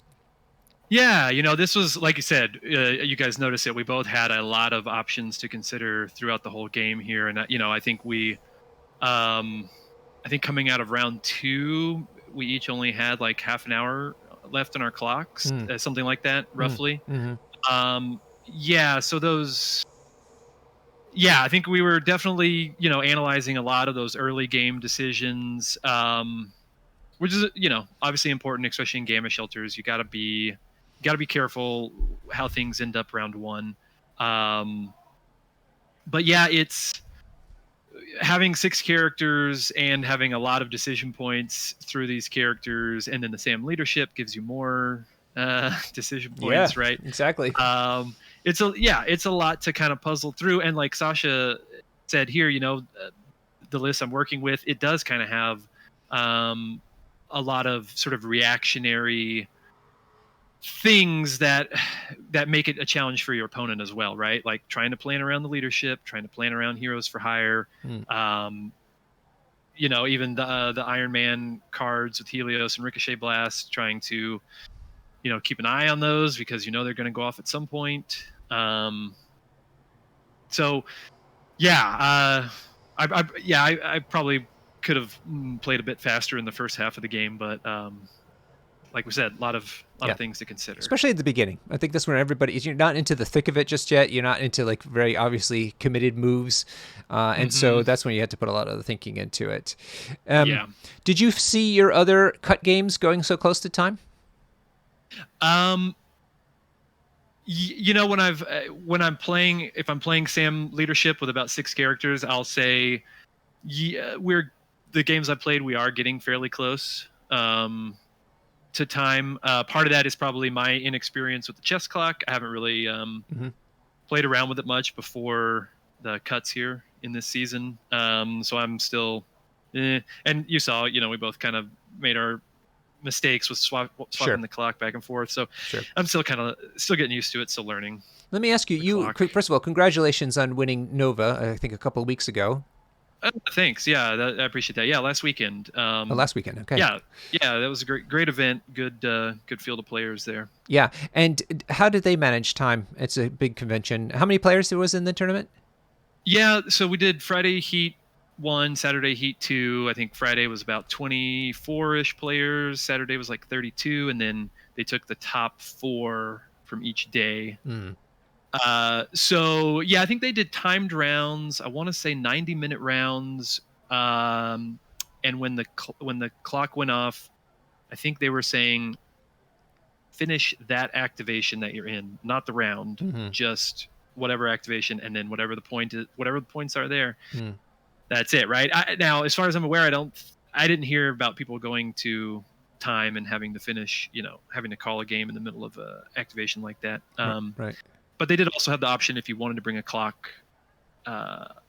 You could. You were welcome to. Yeah. And so your games didn't go to time at the Nova. No, we had some that were. I had one that was close against Web Warriors that was down to a few minutes on the clock, but interesting. I will say most of the time when I'm playing on the clock, I've got 10 minutes or less by the end of the game. Okay, fair. Okay, that gives us a sense of what's going on. Cool. All right, Pat, let me turn it over to you. Thanks. So well done, Ryan. Very well played. It was a real pleasure to watch your game. Appreciate that. You're welcome. So one of the things that I think was interesting for you is round 1, Sasha made some big plays to grab the hammers, right? He devoted a lot of resources to securing the hammers. Definitely. And it was fairly clear that he was going to go 3-1 up on hammers against you in round 1. What was going through your head at that point, and how were you planning to come back from that? Yeah, I was looking at he had ninjas grabbing a hammer, Daredevil grabbing the hammer on the side. It's a good, very solid opening play, right? Was hoping I could get lucky to pick off the ninjas, and then I knew he could send Voodoo out to grab it. If he doesn't, Toad gets it easily. So I kind of knew where that was going to play out over there. I was just hoping that I could get into the middle and at least be able to, especially when he started off with Daredevil leadership, was hoping I could try to win the middle or at least contest to keep him from scoring hammers and the middle point, right? And remind me, I think we contest in round 1 in the middle? We Is that did, how it ended up? Yeah. So, I mean, I knew I wasn't positioned, nor did I really have the tools to affect Daredevil over here with the hammer, right? So, only hope was try to make the ninjas drop it and then either force him to send Voodoo or I get that one easily. So, yeah, tough situation in the early game there. For sure. And it compounded, I think, in round 2. So in round 1, you ended with 2 VPs to Sasha's 4. And then at the end of round 2, I think you had 3 and Sasha had 8. So you were 5 VPs behind, which never feels good, right, in round 2. No. What were you thinking at that point? And what did you do to pull yourself back into the game? Right. So going into round 3, I knew my only hope there was going to be just having to try to go with the damage focus, right? And try to put some characters down, try to knock some hammers off, and pressure the middle and at least threaten his back point, to the point where, which I think maybe he did with Daredevil in that round 3, like where he's having to pull a character back to protect his home point, which makes it a little easier for me to come into the middle. Yeah, I mean, I think that was what needed to happen. I had some favorable attacks there in round 3 to help me get there. I don't remember anything being super skewed or lopsided on those attacks, but yeah, I was able to just kind of, like I said, kind of pressure the hammer holders and try to apply pressure to force him to pull back a bit. Was kind of what I was going for.